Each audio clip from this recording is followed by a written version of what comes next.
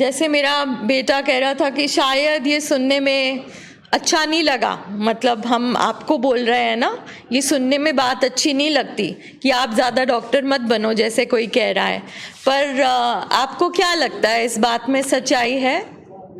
एक बीमारी का इलाज कौन जान सकता है, ठीक है? और जब हम अपने हिसाब से इलाज बनाते हैं तो आपको लगता है वो वर्क कर सकता है?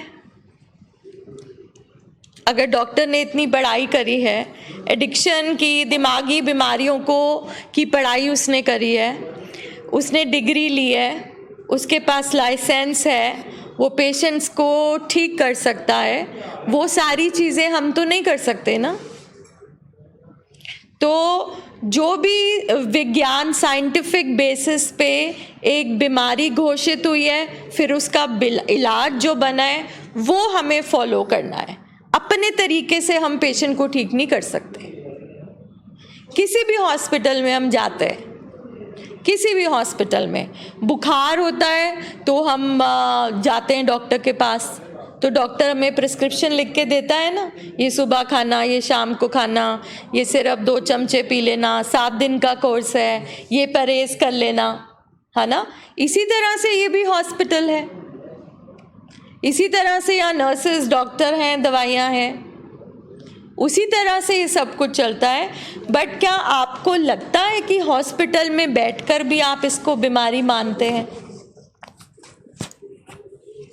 बताइए, क्या लगता है आपको मैम? मतलब सुनकर लगता तो है, लेकिन विश्वास बहुत धीरे धीरे होता है। हाँ, आई एम वेरी हैप्पी कि आपने एक सच बात बोली, ठीक है। हम हॉस्पिटल में तो बैठ जाते हैं, हम हॉस्पिटल में तो बैठ गए, मगर इस बीमारी को बीमारी मानने में हमें टाइम लगता है। ऐसा क्यों होता है मैम? क्योंकि मतलब हम सच से ना, मतलब दूर भागना चाहते हैं, सच से दूर। किसी को बताएंगे कि हमारे पेशेंट को दिमाग की प्रॉब्लम है, वो मतलब बोलेगा कि ये तो पागल है, वो क्या सोचेगा हमारे बारे में, वो क्या सोचेगा, मतलब ये सबसे बड़ा खौफ है, मतलब हमारे अंदर डर है। डर। और भी किसी को ये महसूस होता है कि ये बीमारी धीरे धीरे धीरे दिल मानता है, विश्वास नहीं होता? आप मैम, आपको लगता है आपके हस्बैंड बीमार है मगर दिल मानता है?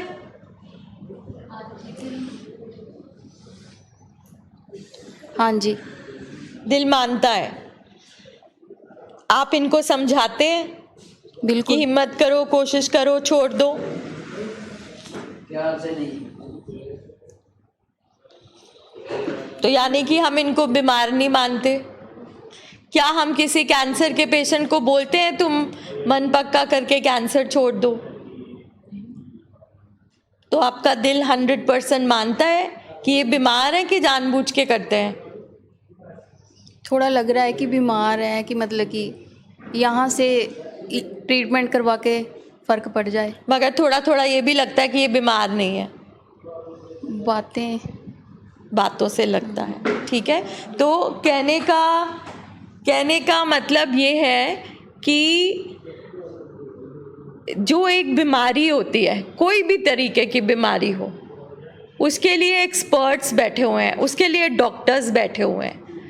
ठीक उसी तरह हमें एक्सेप्ट करना है कि हम एक मरीज को लेके आया हॉस्पिटल, हम एक रिश्ते को नहीं लेकर आए, और इसका जो मरीज की बीमारी है उसका जो इलाज है वो डॉक्टर बताएगा।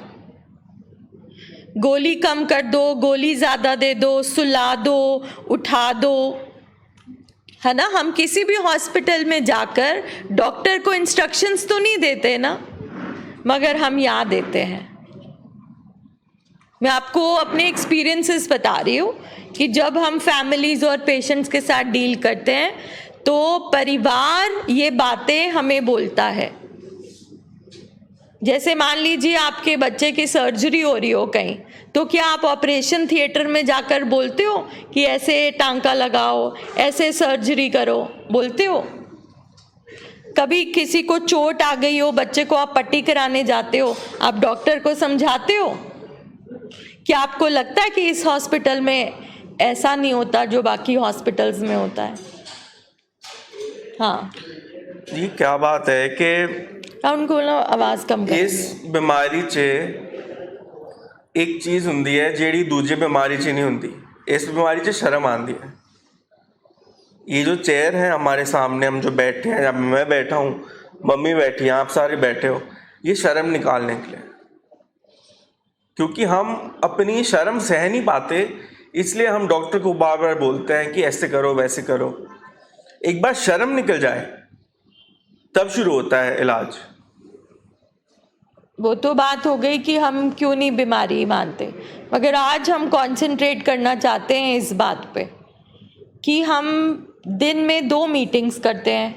हम सारी फैमिलीज़ को बार बार नीचे केबिन्स में, क्लिनिक में बुलाते हैं, साइकोलॉजिस्ट बैठते हैं, फैमिली काउंसलर समझाते हैं। हम सिर्फ इसलिए करते हैं क्योंकि इन बीमारियों की समझ बाहर समाज में नहीं है और इनको, इन बीमारियों के इलाज को कोई समझता नहीं है। तो हमारा फ़र्ज़ बनता है कि परिवार को समझाना कि आप इतने महीनों और सालों से जो परेशान हो रहे हो, कोई भी दिमागी बीमारी को लेके, चाहे वो डिप्रेशन है, चाहे वो कन्वर्जेंस है, चाहे वो बाइपोलर डिसऑर्डर है, चाहे वो एडिक्शन है, कोई भी बीमारी है, उस बीमारी से आपका पेशेंट क्यों नहीं निकल पा रहा, क्यों आपके घर में ये तकलीफ़ है, इतनी इस बीमारी को लेकर इतनी तकलीफ़ है, क्यों इस बीमारी के साथ साथ आप भी बीमार होते जा रहे हो और क्यों रिकवरी आपके घर पर नहीं आ रही है। इसको बोलते हैं साइको एजुकेशन। फैमिलीज़ को साइको एजुकेट करना कि आप अपने रिश्ते को देखते हो, हम मरीज़ को देखते हैं। डॉक्टर के पास ये ट्रेनिंग है ना कि अगर एडिक्शन का पेशेंट है तो क्या दवा देनी है, उसकी साइकोलॉजिकल असेसमेंट साइकोलॉजिस्ट करता है, दवाइयाँ साइकेट्रिस्ट देता है, फैमिली के साथ फैमिली काउंसलर वर्क करते हैं और ये ट्रेनिंग दी जाती है, इसीलिए दी जाती है। आपको क्या लगता है? कुछ भी आप शेयर करना चाहते हैं? कोई सवाल आपके पास है, पूछिए।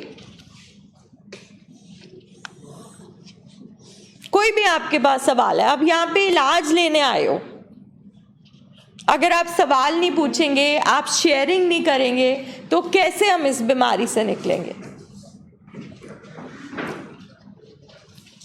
हाँ जी मैम। हाँ जी मैम, कुछ पेशेंट्स नहीं, मीन्स कुछ ऐसे होते हैं, बच्चे होते हैं जो चलते चलते खुद में ही बातें करते हैं। उनको अगर बीच में कोई बोल दे तो उस तरफ एकदम से चौंक के देखते हैं कि शायद वो अपने आप से ही बातें कर रहे हैं। तो क्या ये भी एक डिप्रेशन की निशानी है? डिप्रेशन की निशानी नहीं है।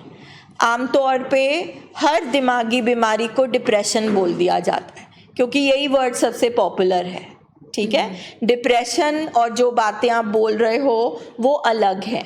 मतलब मैं इसको बिना जब तक एक साइकेट्रिस्ट असेस नहीं कर लेता, जब तक एक साइकोलॉजिस्ट असेस नहीं कर लेता, तो हम ये पिन पॉइंट नहीं कर सकते हैं कि ये बीमारी है या ये बीमारी है। बट दिमागी बीमारियों में कुछ ऐसी बीमारियां होती हैं जिसमें पेशेंट अपने आप से बातें करता है। पेशेंट को हलूसिनेशंस होते हैं, डेल्यूजन, उसको चीज़ें दिखती हैं। कई पेशेंट्स को आवाज़ें आने लगती हैं। तो जब भी हमारे दिमाग में एक तरह का केमिकल डिसऑर्डर होता है तो ये सब चीज़ें होती हैं। जो हमारे पेशेंट साइकोसिस से गुजर रहे होते हैं, उनका दिमाग बहुत तेज़ी में चल रहा होता है, तो वो काफ़ी ज़्यादा बातें करते हैं, उनके थॉट्स ही थॉट्स आ रहे होते हैं। तो यस, आमतौर पे माना जाता है कि जब कोई ऐसे करता है कि उसको चीज़ें दिख रही हैं, आवाज़ें, या कोई भगवान की आत्मा उसके अंदर आ गई, तो हम इसको कुछ और तरीके से देखते हैं। हमें लगता है कि उसके अंदर कोई आत्मा आ गई है, ठीक है। एक अपना एग्जांपल देता हूँ मैं आपको। जब मैं बीमार था ना, मैं भी बीमार था, मेरे को 2 साल हो गए कि मैं ठीक हूँ। तो मैं एक नाटक में गया, नुक्कड़ नाटक होते ना, स्टेज पे नाटक होते, स्टेज पे नाटक पे गया मैं। तो मेरे को लगा वो जो एक्टर है, वो जो नाटक कर रहा है बंदा, वो मेरे से बात कर रहा है और गुस्से से बात कर रहा है। तो मैं डर गया, फिर मैं बाहर चला गया। ऐसे बहुत सारी चीज़ें हुई हैं मेरी लाइफ में। तो ये डिज़ीज़ मेरे में भी है, था और रहेगा, लेकिन हाँ ये डिज़ीज़ है। देखिए, हम सब कुछ ज़िंदगी में दिमाग से करते हैं, सब कुछ, ठीक है। अगर हमारा दिमाग सही तरीके से काम कर रहा है, जैसे अगर किडनी सही तरीके से काम कर रही है, लिवर सही तरीके से काम कर रहा है, तो उनके जो जो फंक्शन होंगे वो सही होंगे, ठीक है।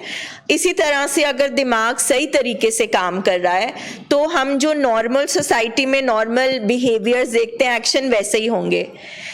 अगर हमारे ब्रेन में, अगर दिमाग में कोई नुक्स आ जाता है, अगर दिमाग बीमार हो जाता है, तो वो सही तरह से काम कर सकेगा?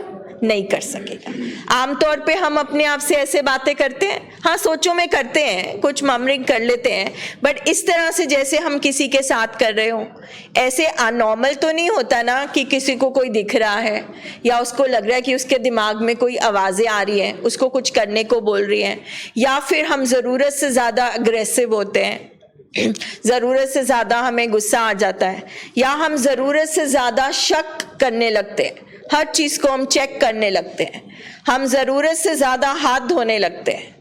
तो कोई भी एक्टिविटी, कोई भी हमारा बिहेवियर जो ज़रूरत से ज़्यादा हो रहा हो, नॉर्मल से हटकर लगे, इसका मतलब दिमाग में खराबी है, क्योंकि सब कुछ दिमाग बोलता है और करता है। यस, ऐसा होता है, मगर सिर्फ ये चीज़ सिम्टम नहीं है, और भी लक्षण डॉक्टर देखता है ये बताने के लिए, डायग्नोस करने के लिए कि ये डायग्नोसिस है, ये बीमारी है। सिर्फ एक लक्षण नहीं होता है। जब भी आप इस हॉस्पिटल में आते हैं तो सबसे पहले आपको साइकोलॉजिस्ट मिलता है ना। वो हिस्ट्री लेते हैं, अच्छा क्या प्रॉब्लम है, घर में कौन कौन है, क्या किसी को दिमागी बीमारी तो नहीं थी, ठीक है, कोई पास में कोई एक्सीडेंट हुआ हो, कोई ट्रॉमा हुआ हो, कोई हादसा हुआ, कब से बीमारी है, तो वो लक्षण, वो सिम्टम सारे वो लेते हैं।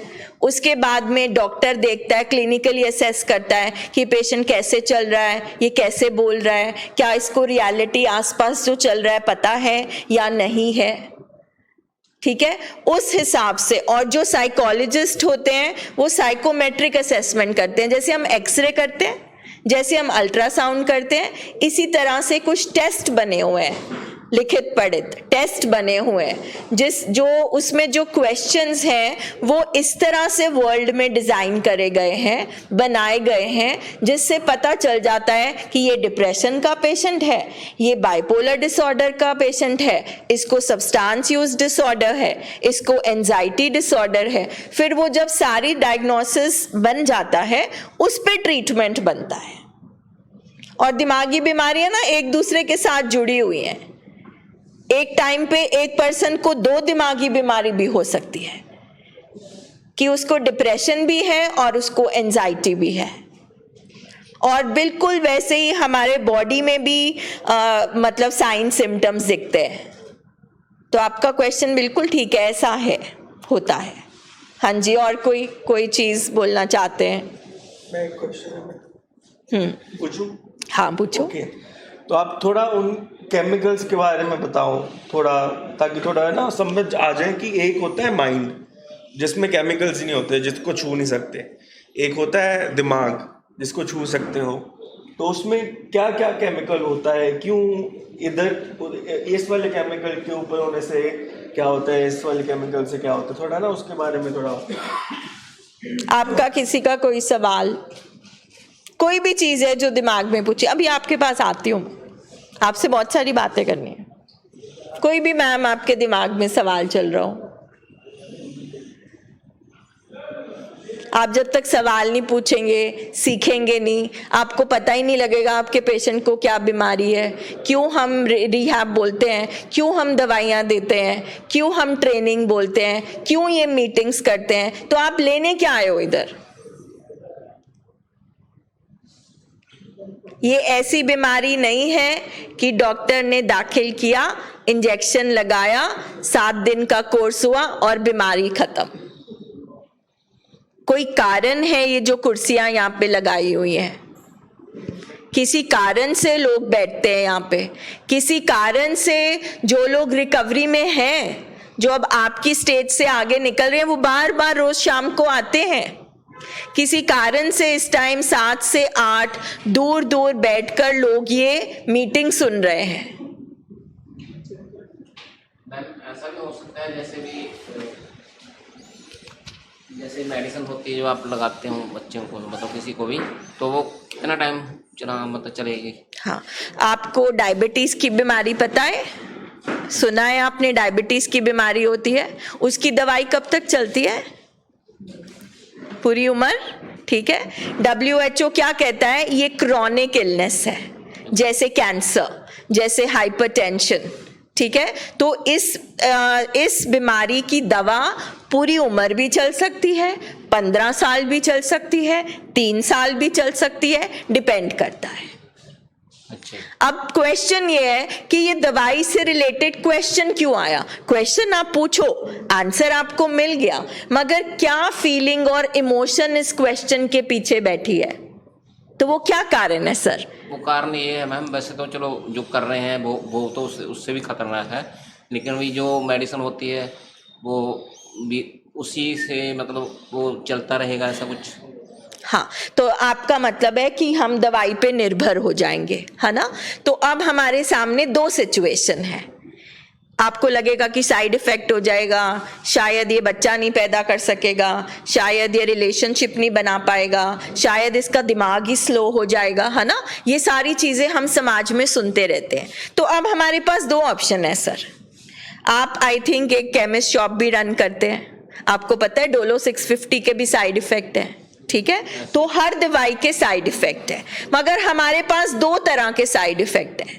या तो हम बीमारी के साइड इफेक्ट अपना ले या दवाइयों के। तो आपकी क्या चॉइस है? नहीं, दवाइयों को तो अपनाएंगे ही मैम, लेकिन भी ऐसा होता है भी कुछ टाइम के लिए भी जैसे कम हो जाए भी। डिपेंड करता है, दवाइयाँ कम भी हो सकती हैं, थोड़ी देर बाद दवाइयाँ बंद भी हो सकती हैं, बंद होके थोड़ी देर बाद दवाइयाँ शुरू भी हो सकती है। क्योंकि जब बोला जाए कि ये प्राइमरी इलनेस है, प्रोग्रेसिव है, ये अंदर ही बैठी है, जैसे कभी भी कैंसर कीमोथेरेपी के बाद दोबारा आ सकता है, सेल बन सकते हैं, तो ये एक हमारा सिचुएशन है, मेडिकल सिचुएशन। बीमारी हमेशा अंदर है। तो ये जो साइंस ने दवाइयाँ एक्सपर्ट्स ने बनाई है, इसलिए बनाई है, ये बचाव है। दवाइयाँ किस लिए दी जाती है? तकलीफ को कम करने के लिए, बीमारियों को ठीक करने के लिए। तो अगर हम जो भी हम क्वेश्चन पूछ रहे हैं ना, उसमें हमें ये अब ऑप्शन देखनी है, हम क्यों पूछ रहे हैं और किस चीज में हमारे पेशेंट का फायदा है। तो किस चीज में पेशेंट का फायदा है? फायदा तो है ही, लेकिन मैम जैसे भी एडनॉक वगैरह लगा देते हैं बाद में, ऐसा तो कुछ नहीं है। ऐसा कुछ नहीं है। अगर हम लगाएंगे, देखो आपका एक क्वेश्चन इसलिए भी आ रहा है क्योंकि हमारे समाज में सही तरीके से मेंटल हेल्थ से रिलेटेड सिस्टम और ट्रीटमेंट नहीं है, ठीक है। सो अब जैसे गवर्नमेंट ने शुरू करी कि ब्यूपिन ये गोली दे दो और पेशेंट ठीक रहेगा, उसी की लोगों को नशा हो गया। तो बहुत सारी जो दवाइयाँ बनी है ना, वो किसी ना किसी फायदे के लिए बनी है, मगर अगर हम उसको ठीक तरह से इस्तेमाल ना करें, अगर डॉक्टर भी अपने अंडर सुपरविजन एक ट्रीटमेंट कर रहे हैं, मगर अगर हम डॉक्टर बन के सेल्फ मेडिकेशन करने लगें तो गड़बड़ है। डॉक्टर को पता है कि वो क्या दवाई दे रहा है। अगर हम वो दवाइयाँ देंगे जो लग जाएंगी तो फिर हम नशा क्या छुड़ाएंगे? हमने एक छुड़ाया और दूसरा लगा दिया। नहीं, ऐसा नहीं होता, ठीक है। होता है जगहों पे where doctors are not having license या वो ऐसी प्रैक्टिसेस करते हैं, बट ऐसा नहीं होता। जैसे मैम सरकारी हॉस्पिटलों में भी वैसे मिलने लगी है आम रूटीन में, yes, Aadhaar card, which is wrong. शायद उनका तरीका है कि वो बड़े ड्रग्स ना करें, गोली ले लें, जो भी उनका मेंटालिटी है, रीजन है, पर ऐसा नहीं है। मैंने ज्यादा लोग एक्सपायर हुए देखे हैं, मतलब दूसरे नशे के साथ कम होते हैं, एडनॉक के साथ ज्यादा होते हैं। मैंने केस ज्यादा देखे हैं। मतलब ਕਾਰਨ ਕੀ ਸੀ ਵੀ ਜੇ ਆਪਾਂ ਇਲਾਜ ਨਾ ਕਰਾਉਂਦੇ ਜਾਂ ਉਹਨੇ ਆਪ ਮਰ ਜਾਣਾ ਸੀ ਜਾਂ ਸਾਨੂੰ ਮਾਰ ਦੇਣਾ ਸੀ। ਇੱਥੋਂ ਸ਼ੁਰੂ ਕਰੋ ਆ ਤੇ ਸ਼ੁਰੂ ਕਿੱਥੋਂ ਤੁਸੀਂ ਐਂਡ ਤੋਂ ਜਾ ਕੇ ਸ਼ੁਰੂ ਕਰਦੇ ਜੀ, ਐਂਡ ਤੱਕ ਸ਼ੁਰੂ ਕਰਦੇ, ਸ਼ੁਰੂ ਤੋਂ ਸ਼ੁਰੂ ਕਰੋ ਆ। ਆਪਾਂ ਹਸਪੀਟਲ 'ਚ ਬੈਠੇ ਆ, ਪੇਸ਼ੈਂਟ ਨੂੰ ਗਲੂਕੋਸ ਲੱਗਦੇ ਪਏ ਆ, ਦਵਾਈ ਦਿੱਤੀ ਜਾ ਰਹੀ ਆ ਐਂਡ ਮਤਲਬ ਕਿ ਇੰਜੈਕਸ਼ਨ ਲੱਗ ਰਹੇ ਆ। ਆਪਾਂ ਹਸਪੀਟਲ 'ਚ ਬੈਠੇ ਆ, ਡਾਕਟਰ ਦੀ ਡਿਗਰੀ ਆ, ਸਭ ਕੁਛ ਹੈ, ਨਰਸਿੰਗ ਸਟਾਫ ਹੈ, ਆਪਾਂ ਹੋਰ ਕਿਹੜੇ ਹਸਪਤਾਲ 'ਚ ਜਾ ਕੇ, ਜੇ ਆਪਾਂ ਕੈਂਸਰ ਦੇ ਹਸਪਤਾਲ 'ਚ ਜਾਂਦੇ ਆ ਉੱਥੇ ਪੁੱਛੀਦਾ ਡਾਕਟਰ ਨੂੰ, ਡਾਕਟਰ ਕਹਿੰਦਾ ਜੀ ਇਹ ਦਵਾਈ 5 ਸਾਲ ਖਾਓ, ਆਪਾਂ कभी ने पूछा जी क्यों खानी पड़ेगी 5 साल? इसीलिए ये बोर्ड पे यही लिखा है कि डॉक्टर इलाज बताता है, आप डॉक्टर मत बनिए। हम अपने टोटके टूने इलाज कर ही यहाँ पे आए। मैं तो गल दसदा, साडे कोल एक पेशेंट सी 109 नंबर कमरे 'ਚ, ਇਹ ਬਿਆਸ ਲੱਗੋ ਆਇਆ ਸੀ ਤੇ ਚਲੋ ਉਹਦਾ ਟ੍ਰੀਟਮੈਂਟ ਚੱਲਿਆ।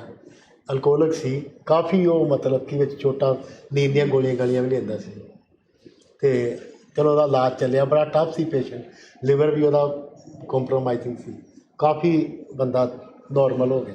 ਇੱਥੇ ਰਿਹਾ ਕੋਈ 12-13 ਦਿਨ, ਕਾਫੀ ਨੋਰਮਲ ਹੋ ਗਿਆ। ਚਲੋ ਮੀਟਿੰਗਾਂ ਵੀ ਥੋੜ੍ਹੀਆਂ ਬਹੁਤੀਆਂ ਅਟੈਂਡ ਕੀਤੀਆਂ, ਪਰ ਮਰੀਜ਼ ਨੂੰ ਤੋੜ ਵੱਜਦੀ ਆ। ਉਹ ਤੋੜ ਕਰਕੇ ਉਹਨੂੰ ਲੱਗਦਾ ਮੈਨੂੰ ਨਾ ਘਬਰਾਹਟ ਹੋ ਰਹੀ ਆ ਤੇ ਸਫੋਕੇਸ਼ਨ ਹੁੰਦੀ ਆ। ਉਹ ਸਾਰੇ ਵਿਡਰਾਸ ਹੁੰਦੇ ਆ, ਪਰ ਘਰ ਦੇ ਕਾਲੇ ਪੈ ਜਾਂਦੇ, ਘਰਦਿਆਂ ਕੋਲ ਦੀ ਤੜਪ ਵੇਖੀ ਵੀ ਜਾਂਦੀ। ਉਹ ਰੂਮ 'ਚ ਬੈਠੇ ਤੇ ਵਾਲੀਆ ਸਾਰੇ ਇੱਥੇ ਮੀਟਿੰਗ ਕਰਨ ਦੇ ਸੀ ਤੇ ਮੈਂ ਉਹਨਾਂ ਦੇ ਰੂਮ 'ਚ ਗਿਆ। ਮੈਂ ਕਿਹਾ ਜੀ ਆ ਜਾਓ ਉੱਥੇ, ਕਹਿੰਦੇ ਨਹੀਂ ਅਸੀਂ ਨਹੀਂ ਜਾਣਾ। ਚਲੋ ਮੈਂ ਉਹਨਾਂ ਕੋਲ ਬਹਿ ਗਿਆ। ਉਹਨਾਂ ਦੀ ਭੂਆ ਆਈ ਹੋਈ ਸੀ, ਨਾਲ ਕੋਈ ਹੋਰ ਰਿਸ਼ਤੇਦਾਰ ਆਇਆ ਸੀ। ਉਹ ਗੱਲਾਂ ਬਾਤਾਂ ਕਰਦੇ ਪਏ ਸੀ।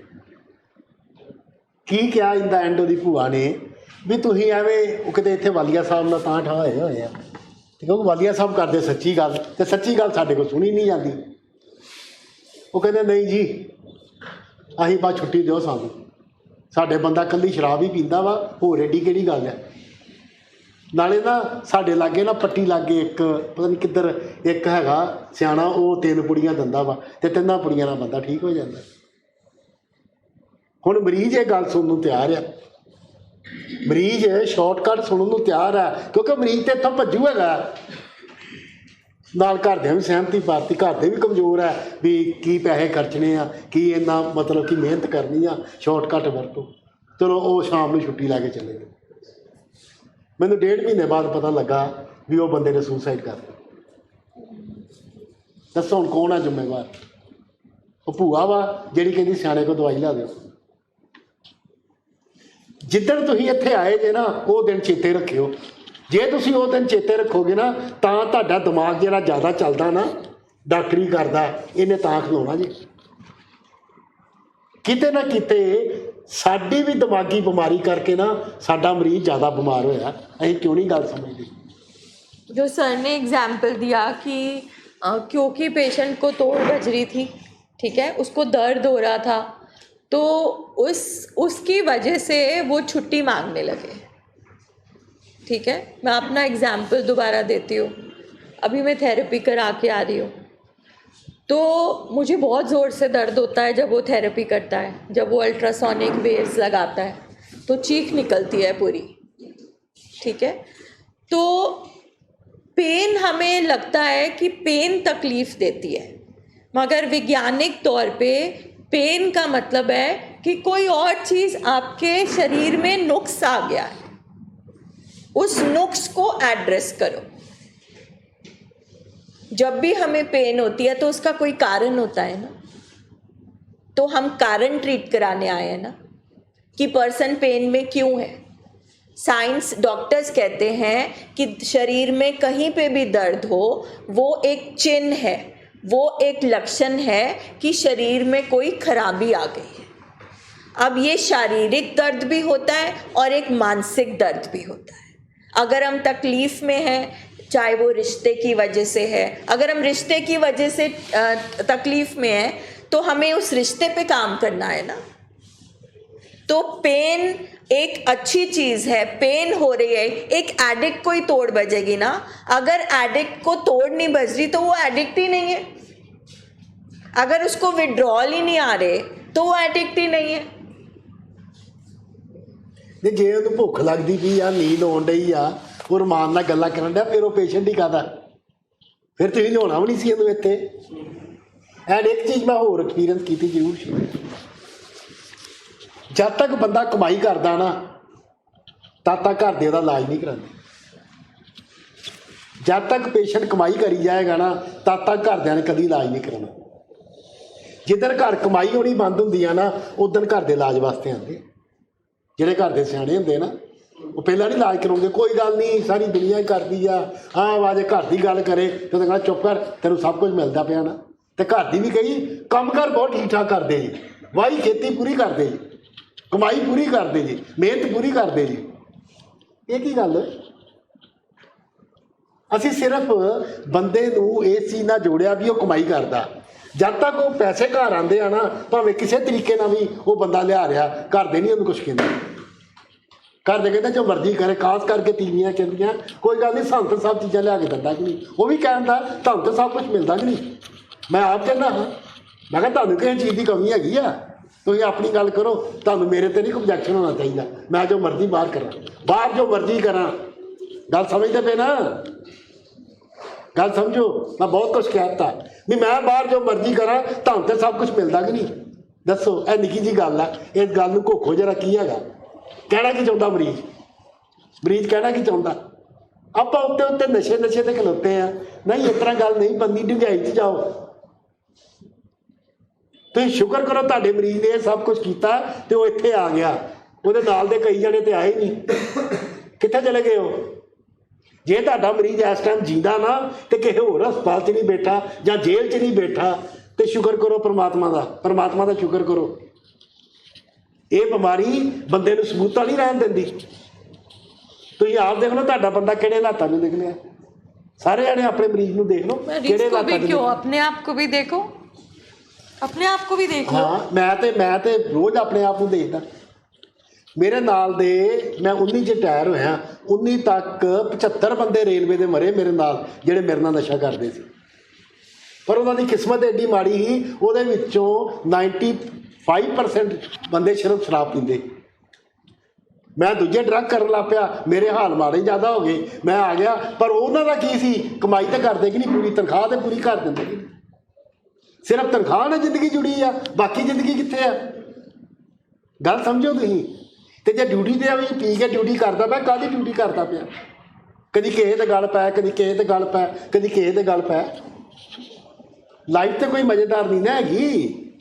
ਆਪਾਂ ਸਿਰਫ ਨਸ਼ੇ ਤੇ ਖਲੋਤੇ ਆ। ਜਿਹੜਾ ਬੰਦਾ ਦਿਮਾਗੀ ਤੌਰ ਤੇ ਬਿਮਾਰ ਹੈ, ਨਾ ਉਹ ਆਪ ਜ਼ਿੰਦਗੀ 'ਚ ਸੌਖਾ ਹੋ ਸਕਦਾ, ਨਾ ਉਹਨੇ ਕਿਸੇ ਨੂੰ ਸੌਖੇ ਰਹਿਣ ਦੇਣਾ ਜੀ। ਤੁਹਾਨੂੰ ਮੈਂ ਦੱਸਦਾ, ਕਿਉਂਕਿ ਆਪ ਬੜਾ ਦੁਖੀ ਆ। ਉਹਦੀ ਬਿਮਾਰੀ ਉਹਨੂੰ ਬੜਾ ਤੰਗ ਕਰਦੀ ਪਈ ਆ, ਪਰ ਉਹਨੂੰ ਲੱਗਦਾ ਮੈਨੂੰ ਘਰ ਦੇ ਤੰਗ ਕਰਨ ਡੇ। ਜਿਹੜਾ ਉਹਨੂੰ ਰੋਕਦਾ ਵਾ ਉਹਨੂੰ ਲੱਗਦਾ ਮੈਨੂੰ ਤੰਗ ਕਰਦਾ, ਇਹ ਮੇਰਾ ਦੁਸ਼ਮਣ है। बात शर्म पे आ जाती है, फिर एक्सेप्टेंस पे आ जाती है शर्म बात। हमें सरेंडर नहीं करने देती। ਉਹ ਤੁਸੀਂ ਹਸਪਤਾਲ 'ਚ ਬੈਠੇ ਜੇ, ਫਿਰ ਗੱਲ ਉਹੀ ਆ ਜਾਂਦੀ ਹੈ। ਤੁਸੀਂ ਥਾਣੇ ਥੋੜੀ ਬੈਠੇ ਜੇ, ਤੁਸੀਂ ਥਾਣੇ ਬੈਠੇ ਜੇ ਕਿ ਹਸਪਤਾਲ 'ਚ ਬੈਠੇ ਜੇ। तो आप ਉਹ ਇਹ ਬਿਮਾਰੀ ਥਾਣੇ ਵਿਖਾ ਦਿੰਦੀ ਜੇ। ਕਿਉਂ ਸਰ? सब कुछ दिखा देती है सर। ਇਹ ਬਿਮਾਰੀ ਬੜਾ ਕੁਝ ਵਿਖਾਉਂਦੀ ਜੇ। ਸਾਡਾ ਇੱਕ ਪੇਸ਼ੈਂਟ ਸੀ ਨਵੇਂ ਸ਼ਹਿਰ ਤੋਂ, ਅਮਨਦੀਪ, ਹਰਪ੍ਰੀਤ ਨੇ ਭੇਜਿਆ ਸੀ ਤੇ ਉਹਨੇ ਟ੍ਰੀਟਮੈਂਟ, ਉਹਦੇ ਫਾਦਰ ਇੰਗਲੈਂਡ ਰਹਿੰਦੇ ਸੀ। ਮੈਂ ਤੁਹਾਨੂੰ ਤਾਂ ਐਗਜ਼ਾਮਪਲਾਂ ਦੇ ਰਿਹਾ ਵੀ ਤੁਸੀਂ ਜਿਹੜਾ ਰਿਲੇਟ ਕਰੋ, ਦਿਮਾਗ ਖੁੱਲੇ ਥੋੜ੍ਹਾ ਜਿਹਾ, ਕਿਉਂਕਿ ਮੈਂ ਤਾਂ ਐਕਸਪੀਰੀਅੰਸ ਕੀਤਾ। ਉਹ 105 ਨੰਬਰ ਕਮਰੇ ਸੀ ਤੇ ਜਦੋਂ ਆਏ ਤਾਂ ਬੜਾ ਬੁਰਾ ਹਾਲ। ਚਲੋ ਉਹਦੇ ਫਾਦਰ ਇੰਗਲੈਂਡ ਰਹਿੰਦੇ ਸੀ, ਉਹਦੇ ਫਾਦਰ ਨੇ ਉੱਥੇ ਦੂਜਾ ਵਿਆਹ ਕਰਾਇਆ ਸੀ। ਕਹਾਣੀ ਕੁਛ ਮਗਰ ਹੋਰ ਸੀ, ਪਰ ਕਹਾਣੀ ਤੱਕ ਆਪਾਂ ਪਹੁੰਚੇ ਹੀ ਨਹੀਂ। ਉਹਦੀ ਚਲੋ ਇਲਾਜ ਕਰਾਇਆ, ਜਦੋਂ ਆਏ ਬੜਾ ਬੁਰਾ ਹਾਲ। ਫਿਰ 2 4 5 7 ਦਿਨ ਦੇ ਵਿੱਚ, 10 ਦਿਨ 'ਚ ਬੰਦਾ ਥੋੜ੍ਹਾ ਬਹੁਤਾ ਨੋਰਮਲ ਹੋ ਗਿਆ। ਜਦੋਂ ਆਏ ਸੀ ਉਦੋਂ ਜੀ ਬੜਾ ਤੁਹਾਡਾ ਨਾਂ ਸੁਣਿਆ ਵਾ, ਸਾਨੂੰ ਹਰਪ੍ਰੀਤ ਨੇ ਭੇਜਿਆ ਵਾ, ਤੁਹਾਡੀ ਬੜੀ ਤਾਰੀਫ ਹੈ, ਉਹਦਾ ਬੜਾ ਬੁਰਾ ਹਾਲ ਸੀ, ਉਹ ਬਿਲਕੁਲ ਠੀਕ ਹੋਇਆ, ਹੁਣ ਖੇਤੀ ਵੀ ਕਰਦਾ, ਉਹ ਫਲਾਣ। ਮੈਂ ਕਿਹਾ ਠੀਕ ਹੈ, ਕੋਈ ਗੱਲ ਨਹੀਂ, ਉਹਨੇ ਇਲਾਜ ਕਰਾਇਆ, ਤੁਸੀਂ ਇਲਾਜ ਕਰਾਓ, ਤੁਹਾਡਾ ਬੰਦਾ ਵੀ ਠੀਕ ਹੋ ਜਾਊਗਾ, ਕੋਈ ਗੱਲ ਨਹੀਂ। ਚਲੋ, ਪਰ 2 4 5 ਦਿਨ ਬਾਅਦ ਜਦੋਂ ਮਰੀਜ਼ ਰੋਟੀ ਖਾਣ ਲੱਗਦਾ, ਥੋੜ੍ਹੀ ਜਿਹੀ ਗੱਲਾਂ ਕਰਨ ਲੱਗਦਾ, ਘਰ ਦੇ ਬਸ ਪਾਰ ਕੱਢ ਲੈਂਦੇ ਆ। ਬਸ ਠੀਕ ਆ ਹੁਣ ਜੀ, ਹੁਣ ਠੀਕ ਆ। ਮੈਂ ਕਿਹਾ ਗੱਲ ਕੀ ਆ? ਕਹਿੰਦੇ ਗੱਲ ਇਹ ਆ ਵੀ ਇਹਦੇ UK ਤੋਂ ਪੇਪਰ ਆ ਗਏ ਆ, ਇਹ ਡੈਡੀ ਨੇ ਪੇਪਰ ਭੇਜਤੇ ਆ, ਇਹਨੇ ਬਾਹਰ ਜਾਣਾ ਵਾ, ਅਤੇ ਇਸ ਕਰਕੇ ਨਾ ਮਤਲਬ ਕਿ ਛੁੱਟੀ ਚਾਹੀਦੀ।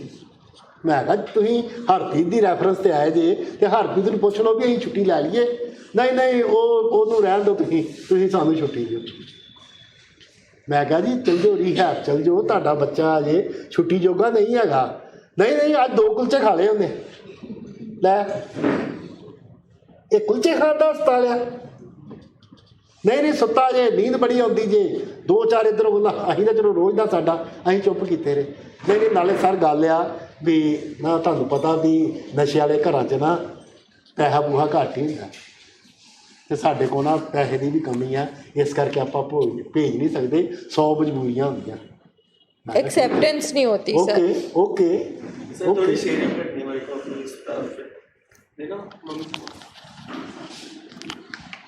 थोड़ी बात पूरी कर ये हाँ थोड़ी थोड़ी बात है मेरे पास चलो ते चलो आए दवाई लैके चले गए तो यार जी मैनू मिले ही नहीं सवेरे सवेरे काली कुली पाई मैं 12 बजे आना हाँ वो चले गए चलो मेरा ख्याल 4-5 मीटिंगां हमने यूज अटेंड कीतियां तू शायद जानता होगा 105 नंबर कमरे से अमरदीप मुंडा नवें शहर 4-5 मीटिंगां हमने अटेंड कीतियां तो मतलब कि शुक्रवार कभी आ जाना कभी मंगलवार आ जाना दवाई दुई भी कभी आ घटा दिओ जी आ घटा दिओ ये सौंदा बड़ा वा ये फलान बड़ा ढींग चो कर घुर दिता फिर जो घर दे बहुती मर्जी करन तो फिर आपां भी थोड़ा पिछे हट जाते भी कोई गल नहीं ये बीमारी आ बीमारी ने थोड़ी बख्शना वा चलो मुड़ के वो 2-4-6 महीने लंघ गए ना वो आया इत्थे पेशेंट होर सी जिहड़ा पेशेंट आउंदा रहे सानू मिलदा रहे सानू सच्ची गल वो चेते रहिंदा जिहड़ा ना आवे वो भी साडे आउट ऑफ माइंड हो जाता 6-7-8 महीनों बाद ना मैं थल्ले फार्मिस्ट को खलोता तो वो मदर भाई सत श्री अकाल मैं कहा सत श्री अकाल होर की हाल चाल है मैं कहा ठीक है वो घर सब ठीक है मैं कहा ठीक है आ तुहाडा चेला आ गया जी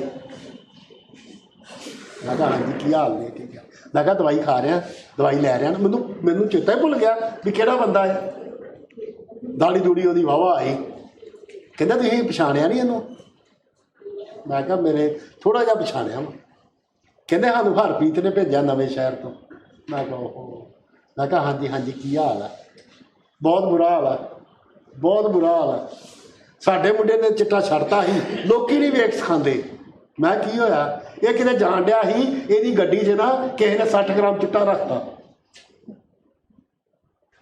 तो मुड़ के उत्ता पुलिस पवाती तो 5 महीनों बाद जमानत हुई जी दसो कितने गया यूके कितने गया यूके जेडे पेपर लगे ही कितने गए हो आई डोंट नो कड़ी चल रही है ना ये बात गल समझो बीमारी ने नहीं छड़ना सानू नहीं पता झूठ बोलते कि सच बोलते हैं सर एज अ फैमिली परिवार के नाते मैं परिवार को मतलब ये बोलना चाहती हूँ ये शेयर करना चाहती हूँ कि सिर्फ शर्म कारण नहीं है कारण इससे बहुत ज़्यादा एक डीप कारण है बहुत गहरा कारण है जो फैमिली मानती नहीं है हम ऊपर से ज़रूर बोल रहे हैं कि हम अपने पेशेंट से बहुत प्यार करते हैं हम उसको ठीक करना चाहते हैं मगर हम उसके बारे में सोच नहीं रहे ये बात को आप ध्यान से 1-2 दिन लगा के सोचना जब हम बोलते हैं कि इलाज पूरा नहीं कराना यूके भेजना है तो यूके भेजना माँ बाप का सपना है ना तो वो अपना सपना पूरा करने चाह रहे हैं ना तो उसमें बेटे की बीमारी कहाँ गई जब हम लोगों की बात करते हैं तो फिर हम अपनी इज्जत की सोच रहे हैं ना तो उसमें बेटा कहाँ आया जब हम कोई भी कारण पैसे का कारण जब हम नौकरी का सोच रहे हैं कि पैसे कहाँ से आएंगे तो हम पैसे का सोच रहे हैं ना हम बेटे का नहीं सोच रहे तो सिर्फ हम सोसाइटी पे नहीं ब्लेम कर सकते कि समाज क्या कहेगा वो मानेंगे नहीं वो अपनाएंगे नहीं हमारे में एक्सेप्टेंस नहीं आती थोड़ा सा ठीक भी हो जाते हैं तो डिनायल फिर आ जाता है जब हम रोज़ यहाँ सुनते हैं बीमारी अंदर बैठी है मरते दम तक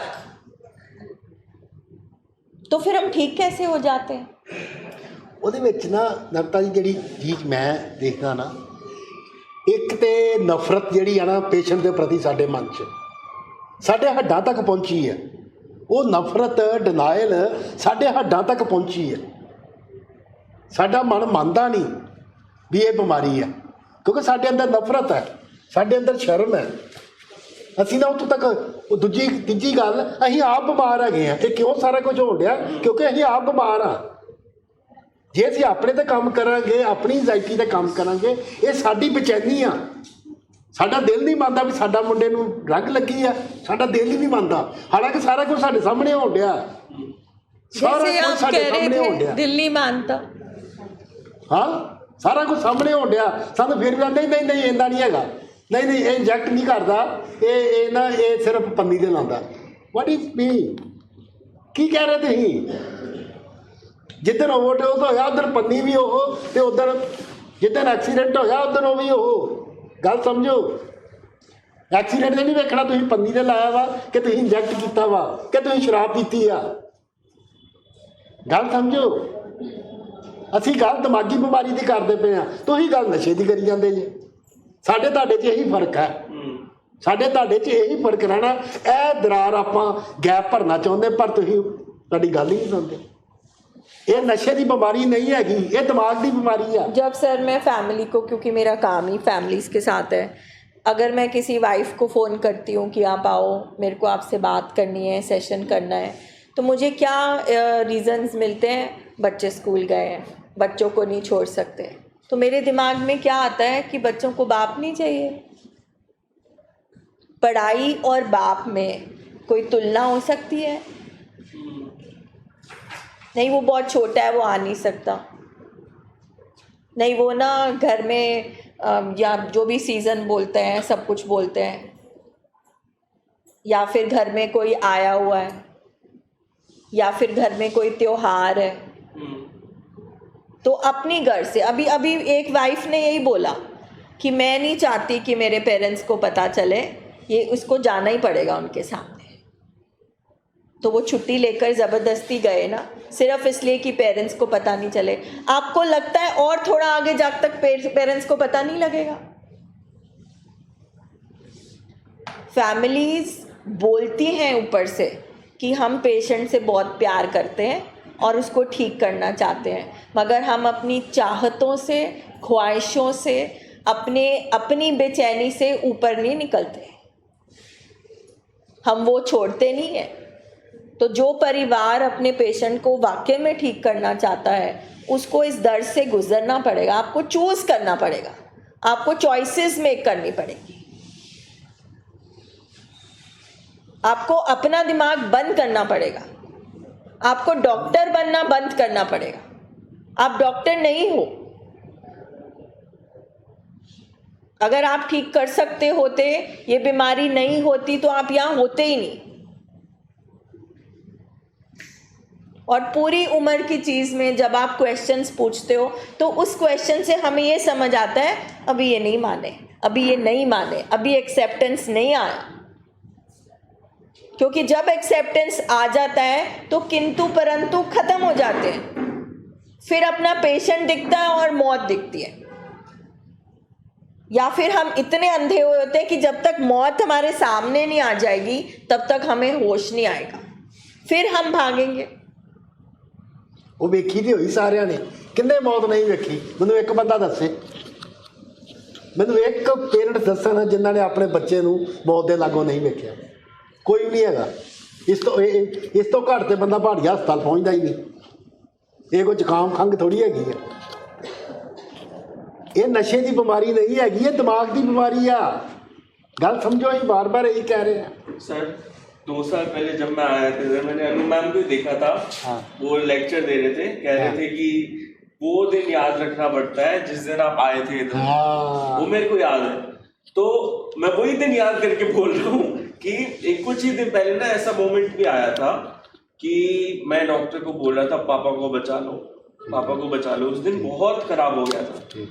तो अगर मैं वो दिन याद रख सकता हूँ तो फिर मैं कैसे बोलूँगा कि मैं मेरे हाथ में नहीं है? याद रखना पड़ता है। ਨਰਤਾ ਜੀ ਗੱਲ ਠੀਕ ਹੈ, ਅਸੀਂ ਆਪਣਾ ਦਿਮਾਗ ਚਲਾਉਣੋਂ ਹਟਦੇ ਨਹੀਂ, ਅਸੀਂ ਨਹੀਂ ਹਟਦੇ।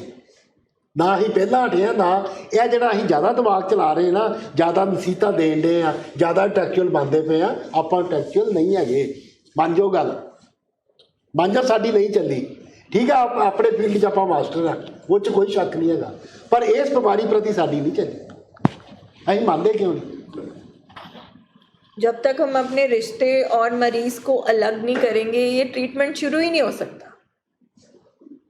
अब खाली नशे की बात नहीं है, जो हमारे दिमागी बीमारी के मरीज हैं वो वैसे ही रिसर्च कहती है वो बहुत इंटेलिजेंट जीनियस होते हैं, और जब वो बीमार हो जाते हैं, उनको कोई दिमागी बीमारी हो जाती है, कोई भी दिमागी बीमारी, तो उसमें फैमिली की ख्वाहिशें उसमें भी आ जाती हैं। ये तो नशे की बात है ना। और अगर वो देखते हैं कि हमारा ये जो बच्चा है इसके बिहेवियर्स कुछ अलग हो रहे हैं, इसकी लाइफ बैलेंस नहीं चल रही, ये तो कभी खेलता नहीं है, कभी किसी से बात नहीं करता, वो पढ़ता जा रहा है, क्योंकि सोसाइटी मानती है कि पढ़ना एक बहुत हाई लेवल की चीज़ है। इंटेलिजेंट होना मतलब आप प्राउड पेरेंट्स हो कि आपका बच्चा ऐसा है, वो डिग्रीज ले लेगा, वो सब कुछ ले लेगा। मगर जब ऐसे बच्चे बीमार होते हैं तो माँ बाप की ख्वाहिशें होती हैं फैमिली की, जो इलाज नहीं कराने देती। अच्छा, इसका तो एग्ज़ाम है, इसने तो ये नीट क्लियर करना है, इसका तो हमारा इतनी बेस्ट जो आईवी लीग यूनिवर्सिटीज़ हैं उसमें एडमिशन हुआ है। सो सिर्फ नशे की बात नहीं है, कोई भी दिमागी बीमारी। फैमिलियां कहणगियां सर जे ਇਹਨੂੰ ਹੈਰਮਿਟੇਜ ਭੇਜਦਾ ਨਾ ਸਾਲ ਮਰ ਜਾਣਾ ਜੀ, ਇਹਦਾ साल खराब हो जाएगा, ਮਰ ਜਾਏਗਾ। हाँ समझते पे जे, जबकि 3-4 दिनों च भी बंदा वापस आ सकता है। समझते पे जे, साल इंपॉर्टेंट है कि बंदा इंपॉर्टेंट है? दसो, बंदा होगा तो साल लाऊगा ना, बंदा इंपॉर्टेंट है। पर आप इत्थे ही फसे हैं, आप इत्थे ही फसे हैं। मगर फैमिली को ये दिख रहा होगा हमने इतने पैसे लगाए हैं, है ना, एजुकेशन पूरी करे, मगर उनको ये नहीं दिख रहा कि वो जिंदा होगा तो एजुकेशन पूरी करेगा। ओहो, जे ਤੁਹਾਡਾ ਬੱਚਾ ਡਿਗਰੀ ਕਰਦਾ ਪਿਆ ਵਾ, ਲਾਸਟ ਈਅਰ ਉਹਦਾ, ਤੁਸੀਂ ਲੱਖਾਂ ਰੁਪਏ ਲਾਏ ਆ, ਉਹਨੂੰ ਹਾਰਟ ਦੀ ਪ੍ਰੋਬਲਮ ਆ ਜਾਂਦੀ ਤੇ ਕੀ ਕਰਦੇ ਜੀ? ਡਿਗਰੀ ਪਹਿਲਾਂ ਕਰਵਾਉਂਦੇ ਕਿ ਸਰਜਰੀ ਕਰਾਉਂਦੇ ਜੀ? सर्जरी। ਦੱਸੋ ਮੈਨੂੰ, ਦੱਸੋ। ਸਿਰਫ ਗੱਲ ਇੱਥੇ ਟੁੱਟਣੀ ਆ ਵੀ ਆਪਾਂ ਬਿਮਾਰੀ ਮੰਨਣੀ ਨਹੀਂ ਤੇ ਹੈਗੀ ਦਿਮਾਗੀ ਬਿਮਾਰੀ ਆ, ਆਪਾਂ ਨਸ਼ੇ ਤੇ ਖਲੋਤੇ। ਸਾਨੂੰ ਲੱਗਦਾ ਇੱਕ ਦਿਨ ਇਹੋ ਜਿਹਾ ਹੋਣਾ ਵਾ ਵੀ ਐਵੇਂ ਟੀਕਾ ਟੂਕਾ ਲਾ ਕੇ ਮਾੜਾ ਮੋਟਾ ਓੜ ਪੋੜ ਕਰਕੇ ਚਲਿਆ ਜੀ। ਆ 3-4 ਦਿਨ ਹੋਏ, ਇੱਕ ਫੈਮਿਲੀ ਨੇ ਮੈਨੂੰ ਕਿਹਾ, ਮੈਂ ਕਿਹਾ ਜੀ ਹੈਰਮਿਟੇਜ ਭੇਜ ਦਿਓ ਇਹਨੂੰ। ਸਰ ਭੇਜ ਤੇ ਦਿੰਦੇ, ਉੱਥੇ ਨਾ ਖਰਚਾ ਬੜਾ। ਮੈਂ ਕਿਹਾ ਜੇ ਦਿਮਾਗ ਦਾ ਇਲਾਜ ਕਰਾਉਣਾ ਤਾਂ ਖਰਚਾ ਹੋਣਾ ਹੀ ਆ। ਨਹੀਂ, ਸਾਡੇ ਲਾਗੇ ਇੱਕ ਸੈਂਟਰ ਹੈਗਾ, ਉੱਥੇ 15,000 ਰੁਪਏ ਮਹੀਨਾ ਲੈਂਦੇ ਆ। ਮੈਂ ਕਿਹਾ ਉੱਥੇ ਭੇਜ ਦੇਣਾ ਸੀ, ਉੱਥੇ 3 ਵਾਰੀ ਭੇਜਿਆ, ਆਉਂਦਿਆਂ ਹੀ ਕਰ ਦਿੰਦਾ। ਕੀ ਕਹਿ ਰਹੇ ਕਰਦੇ? ਬਿਮਾਰ ਕੌਣ ਆ ਜ਼ਿਆਦਾ? ਮੈਂ ਕਿਹਾ ਜੇ ਦਿਮਾਗ ਦਾ ਇਲਾਜ ਕਰਾਉਣ ਆਏ ਜੇ ਨਾ ਤੇ ਫਿਰ ਪੈਸੇ ਲੱਗਣੇ ਜੇ, ਤੇ ਫਿਰ ਵੀ ਸਸਤਾ ਜੇ। ਤੇ ਜੇ ਤੁਸੀਂ ਨਸ਼ਾ ਛਡਾਓਗੇ ਨਾ ਤੇ ਜਿੱਥੇ ਮਰਜ਼ੀ ਜਾ ਕੇ ਜ਼ੋਰ ਲਾ ਲਓ, ਨਸ਼ਾ ਨਹੀਂ ਛੱਡਿਆ ਜਾਣਾ। ਇੱਕ ਛੱਡੋਗੇ ਦੂਜੇ 'ਚ ਫਸ ਜਾਓਗੇ, ਦੂਜਾ ਛੱਡੋਗੇ ਤੀਜੇ 'ਚ ਫਸ ਜਾਓਗੇ। ਇੱਕ ਬੰਦਾ ਨਸ਼ੇ ਵਾਲਾ ਬੰਦਾ ਜਾਂ ਕੋਈ ਵੀ ਦਿਮਾਗੀ ਮਰੀਜ਼, ਜੇ ਇੱਕ ਵਾਰੀ ਉਹ ਬਿਮਾਰ ਹੋ ਜਾਂਦਾ ਨਾ, ਉਹਦੇ ਬ੍ਰੇਨ ਦੀ ਸਟਰਕਚਰ 'ਚ ਵੀ ਫਰਕ ਪੈ ਜਾਂਦਾ। ਜਿਸ ਤਰ੍ਹਾਂ ਨਰਤਾ ਮੈਡਮ ਨੇ ਕਿਹਾ, ਟੋਏ ਪੈ ਜਾਂਦੇ ਆ, ਉਹਦੀ ਸਟਰਕਚਰ ਵੀ ਵਿਗੜ ਜਾਂਦੀ ਆ, ਉਹਦੀ ਫੰਕਸ਼ਨਿੰਗ ਵੀ ਵਿਗੜ ਜਾਂਦੀ ਹੈ, ਜਿਹੜੀ ਕਿ ਦਵਾਈਆਂ ਦੀ ਮਦਦ ਨਾਲ ਅਤੇ ਥੈਰੇਪੀ ਦੀ ਮਦਦ ਨਾਲ ਠੀਕ ਹੁੰਦੀ ਹੈ। ਤੁਸੀਂ ਵੇਖ ਲਓ ਆਪਣੇ ਆਲੇ ਦੁਆਲੇ ਜਿਹੜੇ ਬੰਦੇ ਨੇ ਛੱਡਿਆ ਨਾ, ਕਈ ਵਾਰੀ ਕਈ ਫਾਦਰ ਹੁੰਦੇ ਆ, ਉਹ ਕਹਿੰਦੇ ਵੇ ਮੈਂ ਕਰਦਾ, ਮੈਂ ਛੱਡਤਾ ਨਾ, ਮੈਂ ਛੱਡਿਆ ਨਾ। ਮੈਂ ਕਿਹਾ ਫਿਰ ਤੁਹਾਡੀ ਘਰ ਦੀ ਕੋ ਪੁੱਛਦੇ ਆ ਵੀ ਜਿਉਂ ਦਾ ਤੁਸੀਂ ਛੱਡਿਆ ਵਾ, ਘਰ ਦਾ ਕੀ ਹਾਲ ਆ, ਪਤਾ ਲੱਗ ਜਾਂਦਾ। ਉਹ ਸਿਰਫ ਸ਼ਰਾਬ ਹੀ ਛੱਡੀ ਆ ਨਾ, ਮੈਂ ਤਾਂ ਨਹੀਂ ਛੱਡੀ।